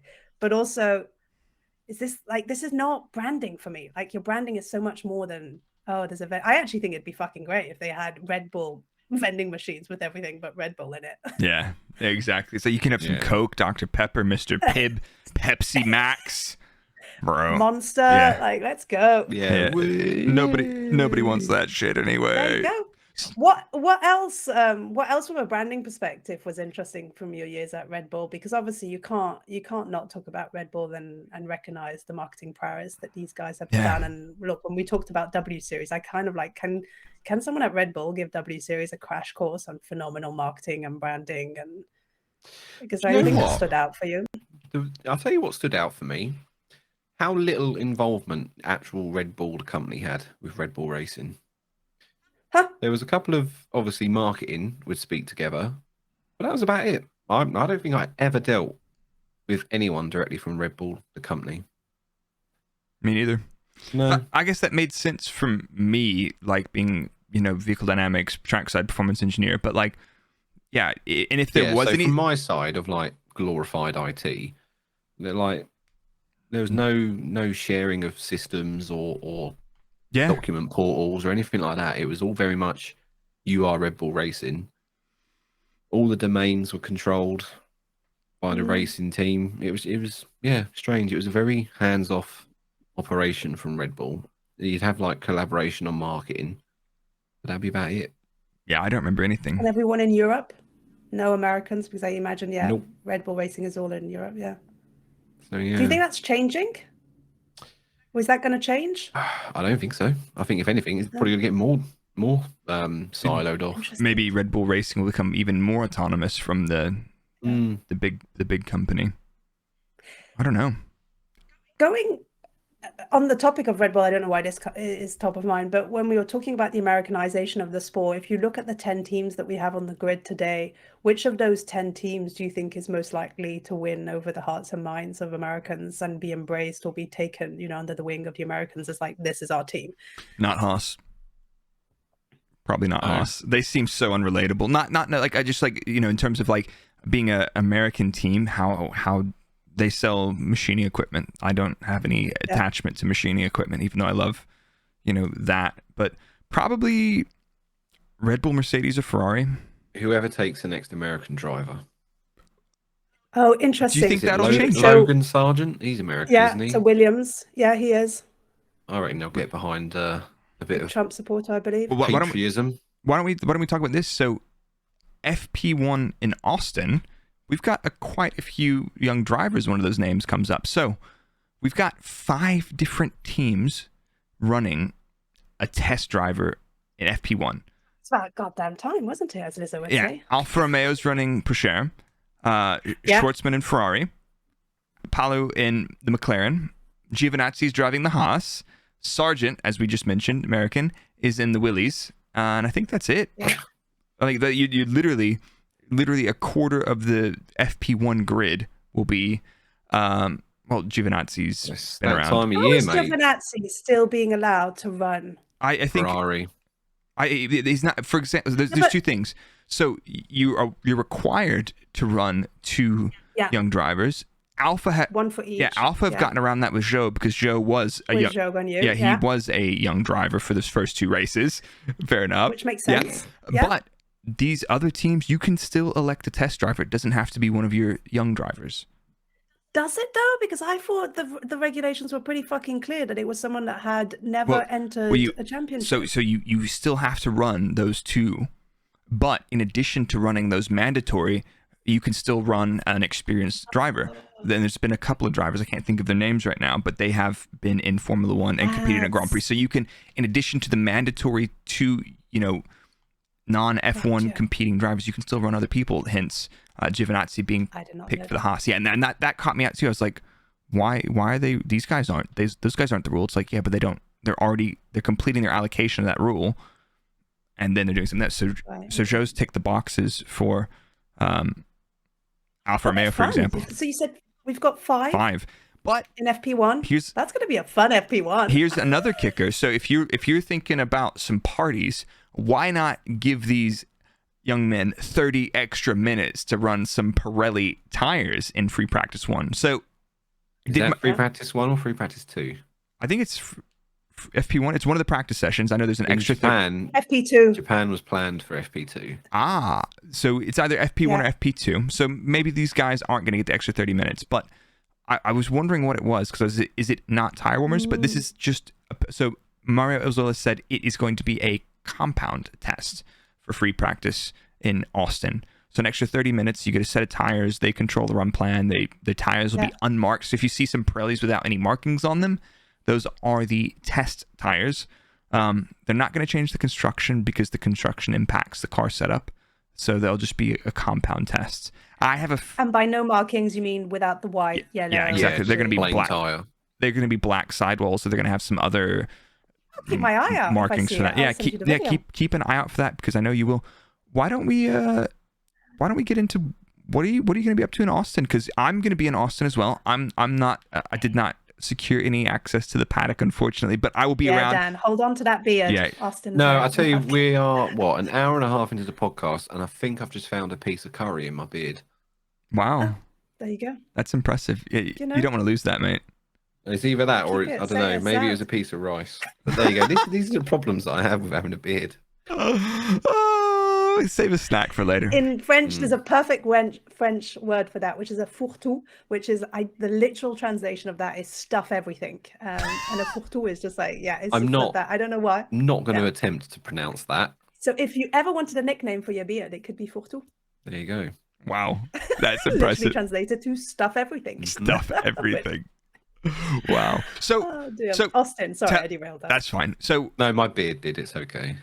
So Dan's not going to be there. No, I'm going to go make a cup of tea now, so you two can talk Austin. No, we're not going to let you. You know what? If content creators, Tony asked the question earlier, what kind of content would we make? Yes. We would. You never answered that. If the two of you were going to a track in Austin, what would you want to create? Barbecue mukbang content. I wouldn't do anything at the track. Yeah, we've clearly seen that Dan can't do a mukbang. Yeah, it's in the beard. Yeah, he didn't eat it. Have you seen the beard? Have you ever seen that? Richard, what's his name? Richard Ayardi's that travel man. No, I haven't. He's a comedian. He's a comedian where he goes around. He's like very sort of dry and a bit like me in a sort of way. And he does like travel shows. I would do that for F1, just like travel shows of where we're going. An ironic sort of So yeah, like the non-influencer travel of just like shit hotel, bed was comfy, good view, toilet sanitary, calm. They gave me earplugs, happy with that. Breakfast had a good spread. Yeah, I like that. Exactly. See, elite level content. Yeah, that'd be good. Yeah. This hotel is a 10 out of 10, as you can tell by the joy in my voice. It's got to happen next year. We've got to find a way next year. Like, if we're not canceled by next year, we're gonna have to get somebody to get the engine braking pod in the paddock. It's gonna have to happen. I think there's some things afloat. There could be some things happening, but so excited for that. Toni, talk to us. Yes. Talk to us about your plans this weekend, this coming week. So I'm very, very grateful and very thankful to Aston, because it's the second time that they've invited me in as a content creator. The first time was in Miami. I've obviously been doing a bunch of work with them this year, which has been fun. And what I love working with them is they just give me carte blanche, essentially, which is share through your eyes what you see and what the experience for a weekend in the paddock is, which I think is the best thing that any team could do, and a few teams have started to lean into that. So there's obviously a couple of Wednesday is a big content creation day for us. There's actually a fun thing if you are listening and you are going to be. When is this going out? It'll be out in the morning. In about 2 hours' time, probably. Not long. Well, look at that. Yeah. Efficient. Yes, exactly. Well, if you are going to be in Austin, I'm about to share this as well, but I think Aston Martin have shared it. But I'm going to be hosting a meet and greet with the one and only Sebastian Vettel. And hopefully ask him some fun, interesting questions. And if you've got fun, interesting questions that you would love Sebastian Vettel to answer, definitely shoot them along. But they're inviting, I believe, 15 to 20 people who are in Austin to come along to the meet and greet. And I think it's a couple of things that you just need to give them your data.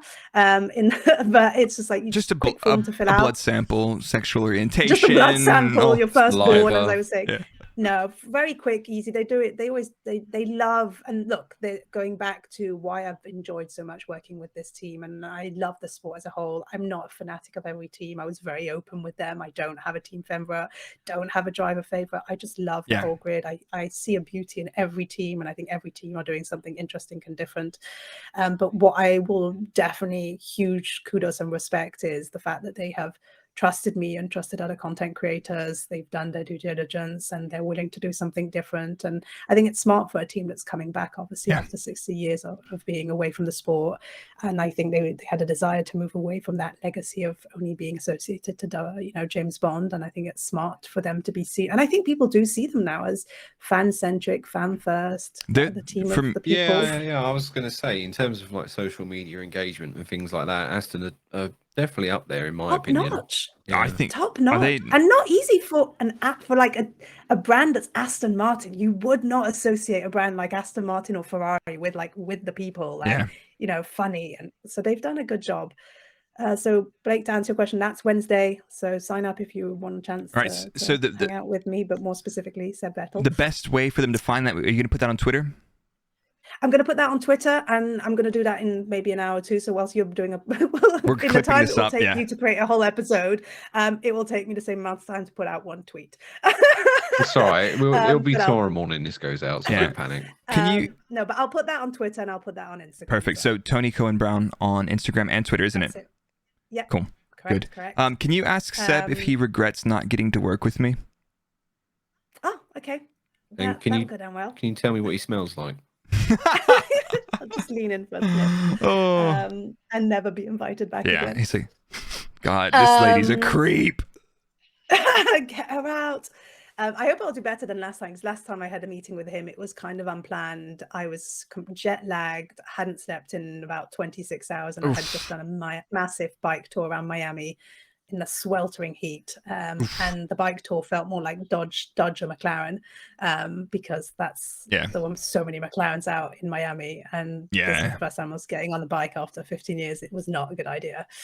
It was like clenched the butt cheeks for 3 hours whilst on the bike. It was not good. Yeah, city urban cycling, not for the faint of heart. And then you get the call, are you free? Do you want to just chit chat with Seb? And I'm like, well, I'm not going to say no, but also I'm definitely not in the right state of whatever, mind. fuck it. Let's send it. Fuck it, let's go. And then Thursday, Friday, Saturday, Sunday, I'm let loose in the paddock in different formats. Mostly where you find me is sat on the floor of the garage, bugging the team members with random fucking tell me what's questions, going on, such as like, exactly. What do you do? What is that? And but there's and humbling. I'll say this, which I don't know if this is true for both of you, by the way, but I asked one of them a question about tires, and he said, "I'll be right back," and came out and pulled out the regulations and highlighted a few things. I was like, mate, I could have done that.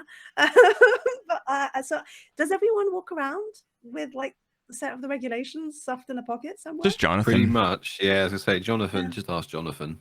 Yeah, he usually knows the whole thing anyway. If you want to get in with the team in the garage, all you got to do is you got to go in, and if you're feeling a bit tired, just say, "Oh, I'm feeling a bit P0 today," and they were like, "She knows what she's talking about." P nowhere. They don't call them. They don't nowhere. Yeah. P0, P1, P2, P0. And then I'll be doing some stuff, I think, with ESPN as well, which I'm excited by. Awesome. But this is fun. You're seeing content creators go in with F1 Track TV and content creators. I think it's going to be a bit like Miami, unsurprising, because the American market understands the creator economy, and I think we're going to see quite a handful of teams with different content creators with them. And I think every single content creator has a different agreement with every team. Yep. But I think the through line for all of them, those that are smart, are just like, be you, do your not. We've invited you because of the type of content you do. We're not inviting you to be another Will Buxton, or we're not inviting you to be a presenter. It's not like, here's your script, Toni. Can you read these cards out and tell these people about these things? It's like, we're giving you access to stuff that you don't normally have access to do, because you're so good at sharing insight from outside of it, making research observations and making very interesting conversations about it. It's like, why don't we just give you a little bit extra access and then just let you fucking run with it? And the teams that realize this, and I do wonder when the regulations will change on this, but because we are not part of the team, we don't have the same restrictions and obligations. We're not seen as being in competition with the broadcasters. So I can shoot and broadcast whatever I want because I'm not a team. I'm not part of the team. I'm not in competition with the Sky Sports agreement that they have for exclusivity content. And we were talking about this with Blake before. Imagine if every team were just like, fuck it, let's bring in 15, 20 content creators who collectively have a couple 100 million, tens of million, even just 1 million followers. That's way more views. Like that's how you exponentially grow, but also tap into all of these different diverse audiences. And to your point, the people inviting the content creators, this is what I say with, which I loved with Aston, is the people that invited me were genuinely consuming my content before they knew me. And so that's how they discovered me. And some 2 or 3 of these, the women that I were talking to, just who happened to be women, but they just joined motorsports. So they found my channel at a time where they were just joining motorsports and just joining Aston Martin. And they were just like, they told me afterwards, we were consuming your content and learning from it. And so we thought, wait, hold on a minute. If we're learning from this, there must be a plethora of other fans like us who this might be helpful to. You guys get involved. But I get involved, and I like it when the higher ups sort of say, yeah, we'll trust you, but also we don't get it. That's fine. So my content is probably not for a Lance Stroll or a Lance Stroll. But it's not, like, you're not my target audience. Exactly. And that's what the people running the sport, it seems like there's at least people below them projecting up to them. It's like, by the way, this is not your thing, but this will do numbers. And at the end of the day, they're gonna see the dollar bill numbers going up, and they're like, oh, that's cool. Thanks for that, content creators. You guys are super fucking cheap compared to the traditional means for doing this. No, but seriously, it's and what we get is I get access to something I would never normally get access to, which means that questions pop up that I would like. Again, I go back to my countdown clock as an example. I would have never thought about diving into that if it wasn't for that. I would have never thought about diving into when. Shout out to Jose from Alpine Stars, showed me one of the Sparko shoes, boots, whatever, that the drivers wear. And we were talking and I was touching it and I go, this is much lighter than I thought it was. And he was like, aha, well, do you know why it's light? I was like, no fucking idea. And he's like, what do you think it's made out of? And I was like, I don't know, leather. And he's like, well, it's not bovine leather. I was like, well, what kind of leather is it? And he's like, it's kangaroo leather. And I was like, wait, what? Yeah, you're like, what the hell is that? What the hell? And 2 guys from Aston were just like, I'm sorry, did you just say the shoes are made out of kangaroo leather? I've worked here for 20 years and had no idea. And that's what I love. Like these kind of wackadoo conversations. And I'm old enough to know what I'm supposed to know. And I know the sport enough to know what I'm supposed to know. And I'm putting this in big inverted commas because really you should know whatever you want to know. But I also know that there are questions that might be really naive, and there are questions that no one knows the answer to this. No one needs to know the answer to this. But if you find it amusing and fun, great. And I think the more people we have like that get access to the sport, the more incredible content we're going to get. Well, I'll give you something else, Toni. So I don't know. This is something you can look at when you're out there, but the Red Bull driver suits were not stitched. Were not stitched together. They were sealed together by like a special glue. Yeah, which was lighter than the stitching. So there you go. Are they the only ones with that? I don't know. So that's what you have to keep your eye open for. Oh. Ooh. I already ran around the paddock touching people's suits because it went from being embroidered to being screen printed on. Screen printed, because obviously much lighter, which again I was going back, like, at what point did we shift from one to the other? But I did not know about the stitching. You have to check that out in Aston and see what they're doing. But it was also a very weird one where I was sat at a table and they handed me Nico Hulkenberg's underwear, and I was like, this is great. Can you take them back? I feel really weird, fiddling around, and because they were showing me the FIA homologation stickers. So these weren't the used ones. They weren't out of the dirty laundry pile. They were out of a bag. So I mean, fuck, I know, might be wash number 60 and use number 60. I don't know. Yeah. I would have taken them and tried to sell them on eBay. I'm not gonna lie. Nico's pants. Off with them. Oh, but I like that. I'm going to have a look at that. That's really interesting. Dan, if this isn't what slaps a giant smile on my face, is the creativity of these teams, and not skirting, but seeing, okay, well, we're given a set of rules or a sandpit to play in. How can we make the best of this? How can we get super creative? And I love this because I do think this is how you find a smarter people, is when you give them really strict rules and you go figure it out within the parameters here. Send it. And I won't go on a tangent about the cost cap. Yeah, exactly. And if there's no penalty for breaking this, we could go on. What was it with Mercedes a couple of years ago? Was it the DAS system that they had with the steering wheel that they pulled in? Because that was a perfect example of a team going, well, I think we can do this. Let's fucking try it. And then everyone going, no, we have huge issues. And then having to explain, well, why doesn't this fit in? Yeah, they said that they worked with the FIA in its early development. And they were given leeway to use it for the rest of the season, weren't they? And then it was banned the year after. Yeah. But I mean, it's one of those things where when we first saw it, I mean, a lot of us were sitting there watching it on the telly going, oh, wish we thought of that. Yeah, exactly. But that. Which is, I love it. That was super cool. But that was the kind of thing, I think they did the right thing with that. It's cool.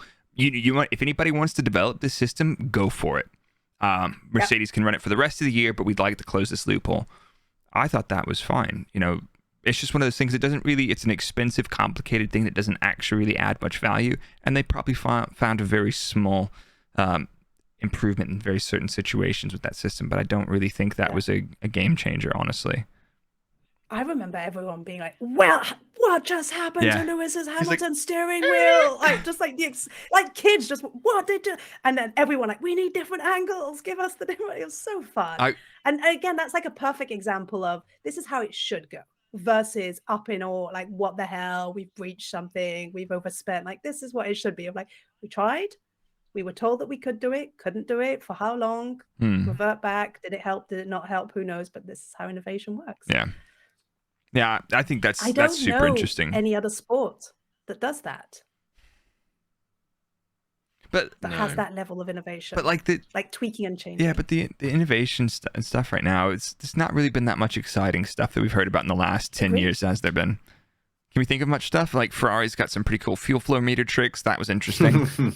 Mercedes, DAS. When was our we had a fuel flow meter? When was that? 2014 with Danny Ricciardo in Australia? Yeah. So I think that's about it. I think what happened with that was basically the fuel flow meters were insanely unreliable, and they'd take huge offsets, and they're like, there's no way that number's true. We know because there's a fuel flow meter, and then the engine has a fuel rail calibration. The reason that there's a fuel flow meter is so you can't fuck with the fuel rail calibration. Be like, oh, we're not using that much fuel, man. Trust me. And you just tell it it's 5, but it's actually 20, that kind of thing. But the fuel flow meters took an offset, and they're like, we're not trusting that. And the FIA were like, that was the fuel flow meter. It's like, yeah, but it's not that much fuel. We know that. Look, it takes a huge offset. And they're like, nah, fuck you. I was like, oh, okay. But at the end of the day, that was the rules. The fuel flow meter is the king, and if it says something, so be it. But I think those are a lot better now. But now there's not. I don't know. There's not been that. That was just a electronics fuck up. It's not really.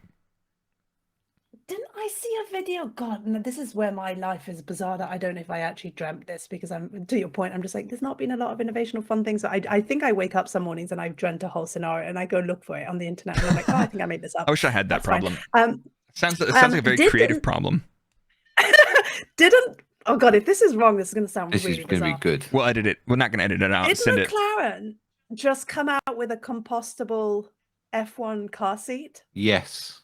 You are correct in that. Yes. I don't think it's. Dan, you got me. No. Honestly, no. You are right. Smoking. It's made from natural fibers or something. Yeah. Ooh. I think it's been around for a while though. I think you may have had it last year. But is the resin system compostable? Because that's usually the problem with recycling, is the resins are not. Bro, I don't know. Come on, I forgot you're a fucking fraud, just like me. I have no idea. I'm just backing Toni up because she's right. I've seen it. It's on the internet, That was and the one where I was internet like, wouldn't lie. I want to look into that. That seems interesting. That is super cool. But look, it actually not bizarre tie. I think a relevant tie back to the cost cap is I do think this was we forgot how much money some of the bigger teams, the Red Bulls, the Mercedes, the Ferrari, pour into innovation, research and development over the years, and have come up with some really fucking cool shit that's, found its way into road cars or into hospitals or into medical devices, which is really cool. Yeah. And I do wonder, and I know that it doesn't really fall under the cost cap, but I do hope we don't lose that research and development arm that some of these bigger teams have really gifted us with, because I think that would be a shame. And I do think that's one of the I don't know, not the nicest things about the sport, but one of the things that I've always loved about the sport is that spillover effect into all of these other spaces, like, newborn baby pods that were helped create, that were helped designed by the likes of Williams and McLaren. To travel newborn babies, and food shop refrigerators as well. Yes, apparently is something else Williams has dabbled in. Yeah. Optimize the airflow. I think some of those things, energy efficiency. Ooh, it's cool. But those there's some cool shit. But those things also will continue to live on in teams' advanced technology arms. For example, like Williams have that. We know that Red Bull have that. I'm sure Mercedes have that thing as well, where they're doing projects that are not under the F1 thing. So it's like, we've got money. We want to make another business doing cool technology shit. We can do Formula One. We can do anything, right? That's the whole thing. McLaren do it.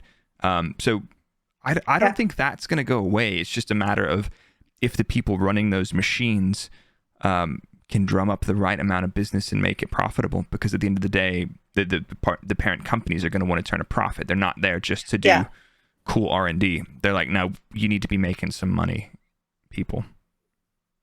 But I don't. That's the whole reason Red Bull Advanced Technologies exists, isn't it? Yeah. To help Adrian run away and do his crazy projects like carbon fiber bicycles and God knows what else they're cooking up. Yeah, exactly. But that's cool. That's cool. But it's just, I'm in. I hate that. Sorry. No, I don't see those going away, which is very good. Okay. But that is good. At the same time, it's like those things have to turn a profit. Whereas when you have the budget unrestricted, I'm not saying not having a budget cap is the way. I think having a budget cap makes sense, but Formula One, people are burning money. They're setting piles of money on fire to do crazy R&D for really, really tiny, minute improvements, probably. Whereas these projects, those companies have to turn a profit for them to make sense. Otherwise, they're like, yeah, you know what, technologies division, you guys are cool R&D stuff. You're not making us any money, so can you fuck off now? Whereas before, people be literally setting dumpster fires of cash. Just sending whole dumpsters of cash, setting them on fire to do some, I don't even want to say what, to find this nothing that actually has also no value outside of this very niche application. Yeah, and there's also that Project Pit Lane, wasn't there, during COVID, where all the teams teamed up to make the ventilators and that. We was involved in that. Which, again, I don't... And look, maybe this goes back to the top of our conversation, which for me is, for a sport that is at the pinnacle of motorsport, that is so advanced when it comes to research and development, technology, innovation, they're so fucking bad at communicating. So bad. And to your point, that pit lane project was so cool, knowing that the teams came together and they took their time and they took their skill sets and they applied it to something that the world really needed. And barely any news was written about this. And I don't know if it's because it was badly positioned. I don't know if the journalists were just not picking it up. And let's be real, at the time, the world was pretty much on fire. So maybe this just wasn't a priority. But this is something that I would drum on again and again and again, because it's a fucking cool story. Yeah. So I don't know how true this is, so I could be wrong. Let's take this with a pinch of salt. But I understand that in the end, the UK government didn't award the contract for mass production of them. But to make sure it wasn't a waste, I think they ended up going to quite a lot of Eastern European countries and African countries, I think, in the end. But again, you won't know about that because, like you say, it wasn't in the news or anything. And I only knew that because obviously working in the team, we heard about it. But yeah, I think that's what happened in the end. And it's silly because even just like team morale, like if I was a member on that team, I'd be like, this is pretty fucking cool. Like, this is something I'm proud of. This is something that my work has gone towards. And so I keep coming back to this thing of how is this sport so bad at communicating, whether it's from a regulatory perspective, whether it's from a comms perspective. We racers came and went, and no one fucking knows. And we're all just pretending it wasn't a thing that happened, and it wasn't a big promise that was made in 2020. What's the new one now? Drive It Out, isn't it? Is that the new one? I don't know. They've changed their mind several times. Those are, actually do something, please. Don't just talk about it. Because I think this would help. Because again, I realized someone said this to me the other day when I was talking about W Series, and they said it's so much easier for us to be angry than upset. So I think that's why there are so many people that are angry, when in reality, what you are is you're upset. But as humans, we're not often taught how to deal with being upset, but we're taught how to deal with anger, because we could just mimic angry people, because there's a lot of angry people. And so it got me thinking about W Series and all the people who are just like very like physically angry. And I was like, I'm not angry. I'm generally upset about this. I'm angry that nothing has been done about it, but we don't seem to be able to communicate that properly, and we just go back to anger. And the reason I bring that up is because there's a lot that this sport is doing incredibly well, and I think that's what gets me excited when I get to hang out in the garage. I'm like, I can tell these micro stories that fill me with joy, and I can just stare at something and go, that's fucking cool. Like, come on, that's cool. That's not glamorous, that's not big, but it's cool. Like, and I think that's what people are into, is that little cool thing. It's like, because let's, from a content point of view, all you have to do is get somebody's attention. It's like, hey, I bet you didn't know this, and they're like, you create that that information gap, and they're like, and then you deliver on it, because like people don't know these things, and there's so many. It's awesome. I'm super, and I'm bad at that. I need to get better at this, get smart about hooking someone into the storytelling and keep them. I always feel I don't know, I feel bad. I just like, I'm not good at the marketing side of something. I saw someone the other day, I'll share this with you, you'll laugh because you're both on Twitch, you'll understand this. When people ask me, I was very lucky enough to get a contract with Twitch, and they basically put me on this, the sports accelerator program. And when people say, oh, that's cool, like, what's your thing? I was like, I don't know, I get paid a bunch of money to fuck around on Twitch. I'm excited. And I was like, that's how I'd explain it. I don't know how else to explain this. And then I saw someone, and I was like, oh, you are a marketing genius, who said, and I quote, more or less 100% this quote, I have just been signed by Twitch, and they have given me my own show. And I was like, that sounds a bit nicer, a bit smarter than I've been given money to fuck around on Twitch. And I host and co-produce my own show. And it's not a show. They go live on Twitch. But it is a show. And I was like, that's marketing press right there. That's how you pitch it. And that's what I love also about being in America. I was speaking with a young woman who I was asking her what she was doing. This was a couple of years ago. And she'd left the company, and she's like, I'm starting my own media company and my own media empire. I was like, fuck yeah, you go. She was starting a podcast. But she didn't say I'm starting a podcast. She said, I'm starting my media empire. What do we say, Dan? It's like, yeah, we're just going to go live and post some fraudulent shite on the internet. Yeah, we're just going to talk shit. And then hopefully someone listens to it. Cheers, you guys, for listening to this. Cheers. At least we've had somebody not entirely fraudulent on here today, like that. Yeah, no, Toni has finally brought some professionalism and class. It took us 7 episodes, but we got there in the end. Yeah, exactly. Well, no, that's awesome. I think a pinch of it anyway. Why don't we a smidge? Honestly, we're gonna have you back, Toni, because this podcast could literally be a 4-hour episode, and I don't think I would be. I was going to say, how long are your episodes? Because we've been chatting for a while. We usually never break an hour and a half. We were 1 hour 58 minutes on the record right now, so we've smashed it. So, is there anything else that we've missed that you really, really wanted to get out there? Because we need to give you the floor for a minute and give you a second to tell everybody about where they can find you, what you're doing. Anything you're doing in Austin, you've mentioned those, but like let's wrap them up at the end here so that everybody can they know where to find me and Dan. Like, Dan's posting YouTubes again now. Let's go fraudulent. Woo! Big up. Love that. What do you're not posting YouTubes. You're I'm starting. Dan's a film producer, isn't he? I mean, I literally sit here in this very position. I drink a cup of tea for 10 minutes and talk crap about F1, and we call it Tea Time Thursday. Love that. I love that. So yeah. Have you found posting on YouTube to fit your lifestyle or to fit much your better cadence? than Twitch? Yeah. Yeah, much better, because I can Tea Time Thursday, but I can do that Wednesday afternoon. Yeah, but nobody knows. So you can pause and come back, and Yeah, whereas with the kids or whatever, if one of them's ill one night or something, I can't go live streaming. So it works a lot better for me this way. So yeah. I talk about this a lot, that there's so many, we're so lucky these days. There are so many different avenues to create content, and you've just got to, I'm a big believer in you've just got to try it all and see what fits. Because I genuinely thought that I started a newsletter a year ago and I haven't posted anything on it for a year, which I feel really bad. I genuinely thought that for me, writing a newsletter every week would be super easy, and I procrastinated so fucking much because I don't believe that.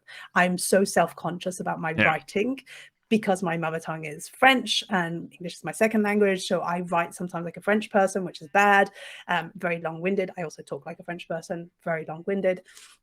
But I got so much in my head that actually just publishing was so difficult. And I always thought that like the TikTok stuff would be the thing that I would drop pretty instantaneously, mostly because I'd be like, this isn't for me. Like, I don't want to be in front of the camera. I created content for so long, but you got to try it all and see, and you'd be surprised with what works for you, what sticks. I think that like that you're a natural at the TikTok, being it like, you know, very candid, going live, talking about something you're passionate or interested in, and be like, what do we think about this? Or here's what I think about this. Those are like the two angles, and like it's concise. What's your 3 words? It's concise, blunt, brief. And what is it? Blunt, brief, and it might be concise. Blunt, brief, and sometimes you're not entirely. When you need to be, you can be brief. But we like to. Oh, I'm not. I'm definitely not brief. This is okay. Blunt, brief, blunt, clear, and brief. I don't think I'm clear either. No, you are. It's more like it's a North Star. Yeah, fine. It's what I'm aiming for. You know what? But that's why, by the way, I started the TikToks, because my friend was like, go fuck yourself. I'm not reading a 54-page document. And I was like, okay. But I know there's enough content. And I looked at the doc and I looked at TikTok and I was like, oh, I can do this. This is 100 TikToks. This is, way more. And then I realized every time I put a TikTok, I had 10 more questions related to this topic. And so I'm looking at right now a Notion document of a couple hundred unanswered questions. So the questions are there. Big up but Notion. That was what took me by surprise with Twitch. Big up Notion. Oh my God. Yes, sponsor us, you bastards. Yes. Give us your money. Are you paying for a premium one? I am. I just paid for one. Yeah, I am. Are you kidding me? They need to add, hey, if Notion, if you're listening, please sort out offline mode. I'm about to go on some flights. I need offline mode. I've got this black book that I'm working in. It's also we could go on for ages. It's also relieving to untouch from the digital for a bit as well. Definitely moleskin. What's the logo on that notepad there, Blake? It looks like a familiar one. Oh, is it not a Red Bull? No, one? it's a moleskin. I was going to say plain. It looks like one of the Red Bull Advanced Tech ones. No. You definitely didn't steal before leaving. He's like, yeah, bring that back. That's not. I'll sell you this. I'll sell you this pin for $1. Oh my God! I think what have I got? I got some crap in here that I could sell. Got a Honda F1 poster. We all got. I've got a shoe signed by Seb Vettel. Oh, have you? I got. Oh no, it's not there. It's in my bag because I'm getting the other one signed by Lance Stroll. I got Sebring, 2006, the Aston Martin GT1 where they won it. Nice. And that's signed by all 6 drivers. Go on, lad. Oh, do you know how much I paid for that, Tony? No. £5. Let's go. Oh no, that's so sad. I bought that for £5 directly from ProDrive. Let's go. Because they didn't know it was in their. I don't know why we're going off on this tangent, but I'm committed to it. So I went for a ProDrive factory tour, and they were selling all sorts of memorabilia, things like that. Yeah. And they had that in the shop, and I said, "How much for that?" And matey boy was like, "I don't know, £5." And I was like, "Sold." Yeah, I'll have that. Yeah, run. That's going on. That's no take backs. Now that thing's famous on the podcast, the Engine Braking podcast, the super show on the internet that's taking over. Number 40 in sports. Was it? Where are we at? I don't know. There was some. Paul? No, not 4. Geez, we're not that big yet. We might be now. We got some people on like you. Yeah, exactly. Somebody that brings some kind of legitimacy. Or they'll be like, "Oh fuck, no, this was way Where too are serious. We? Didn't want any of that." 62. We Ooh. are 62 Top in 100. sports. Let's go. So there you go. We'll be back in the top 50 soon. Don't worry. I'll create a niche for myself. Yeah, exactly. WTF1. Women, motorsports, redhead, orange nails. I think I can top the charge there. I think Dan has manifested where the goal is to take down WTF1, not in a malicious we're way, gonna but fuck just them up. No, we're gonna fuck them up. Fine. Poundland Will Buxton's coming for you, You're going mate. down. And they're a perfect example, by the way, of giving where the credit is due, which is they invented something very innovative, very different a couple of years ago, and it is just not for me. Just like I just do not consume that content. And I don't hate on it. But it's interesting because I every like little white British lad that comes to me and goes, I hate your content. Great, go back to WTF1. I don't know what else to tell you. And he's like, yeah, they're the best. Great. Good. I'm so glad you have a home. Yeah. I love that that's now becoming like some sort of term of slander. Anything associated with WTF1, it's like the new Your Drive to Survive viewer. I don't get it. But their case studies. Sorry, Blake. I just don't get it. Talk over him all the time, Tony. Go for it. Oh, good. Okay, great. Now that Dan's given me approval, here we go.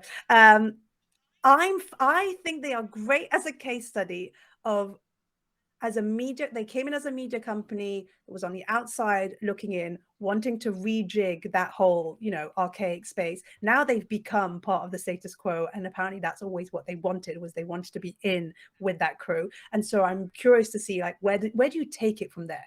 And it's like you see this in tech all the time. Tech startup disrupts, the existing status quo. Then you become the status quo. Then you have to figure out what your next journey arc is, or else you just, you're in with the next one and you'll get disrupted in a couple of years. So I look at them as just like, if I was you, I would have always stayed on the outside looking in, because that you can do so much more. Now you are just part of that space, which isn't bad. But I look at motorsport, WTF1. You know what, Toni? And just for different generations. You've highlighted something for me that I think we can weaponize. We've been on escalated. We will disrupt the Formula One podcast space. We have been on the inside. We are now outside. We are untethered. We can use social media freely. Kind of the point, wasn't it? Really? Yeah. Just get the fuck out. And that again is like there's these two worlds that sort of coexist of new content creators who want an in, new content creators, and there's very few of us, I think, are content creators who don't want an in, who just want to stay on the outside looking in.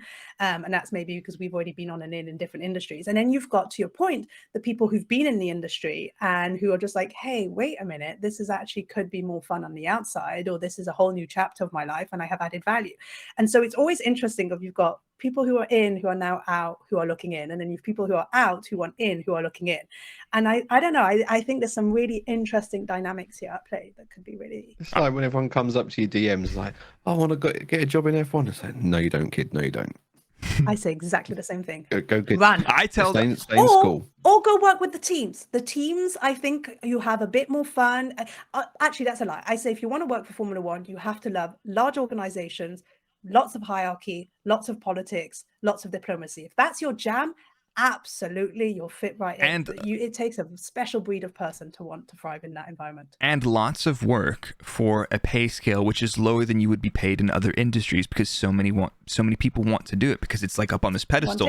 There's so many people that want in that probably realistically, like, I could go, I could have left and got 50% more salary doing something else. Yeah. Just with my experience level, but I decided to leave instead and get 100% less by being a content creator. I was gonna say 100%. And we've got three assholes here that make no fucking money. Yeah, exactly. Like, live the life, kid. It's on the outside. Be a content creator. I'm enjoying it. Don't know where your next paycheck comes. I'm enjoying it. I'm thriving. Like I'm sink or swim. I'm on the steep end of the learning curve. My YouTube content and stuff is really, really time consuming, but this is like a really cool way to have very genuine conversations, talk a lot of shit, and just wind down and still be passionate about the sport without taking it too fucking seriously, That's why I got t-shirts printed with "Let's put the fun back in the sport," because God knows, like this let's not take it too seriously. Yep. It's an expensive sport. There's a lot of people's jobs that are obviously attached to it and reliant on it. That we're not curing cancer. It's fun. Yeah. It's something you watch on a Sunday afternoon. It's somebody that you What is it dedicate we your say, entire Blake? you dedicate your entire personality to on the internet. Make F1 fun again. Make F1 fun again. Yeah. Let's do it. Let's do it. Yeah. And I say that, and it can also be very serious at times, but for sure, and it should be, but yeah. Why don't we wrap it, homies? This has been awesome.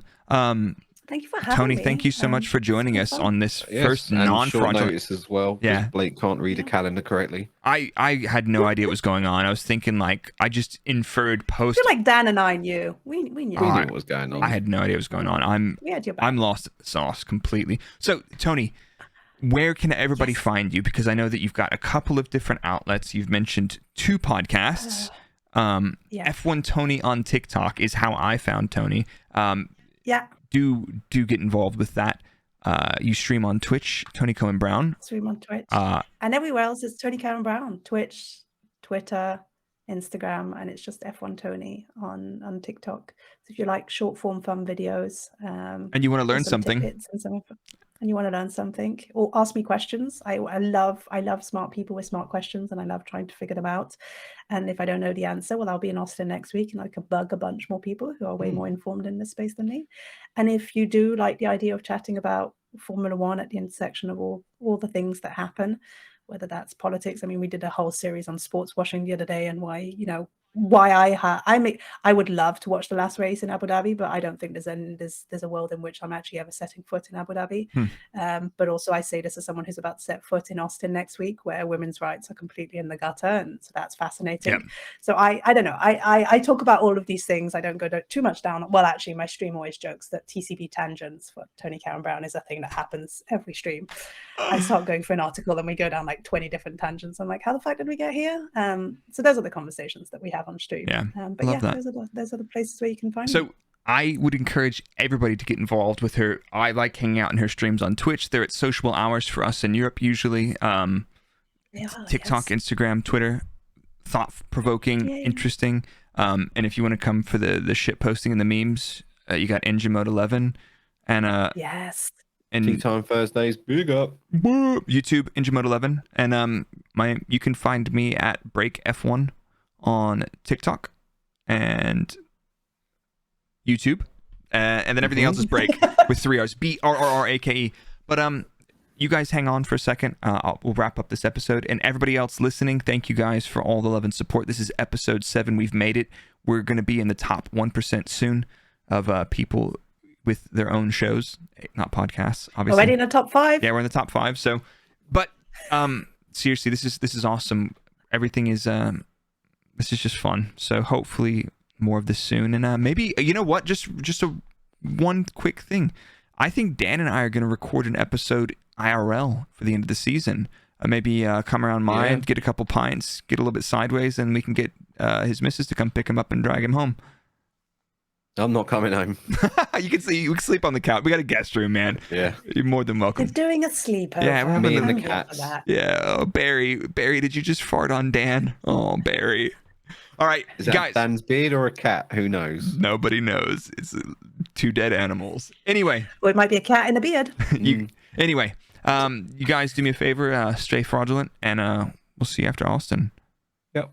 Now you can all fuck off.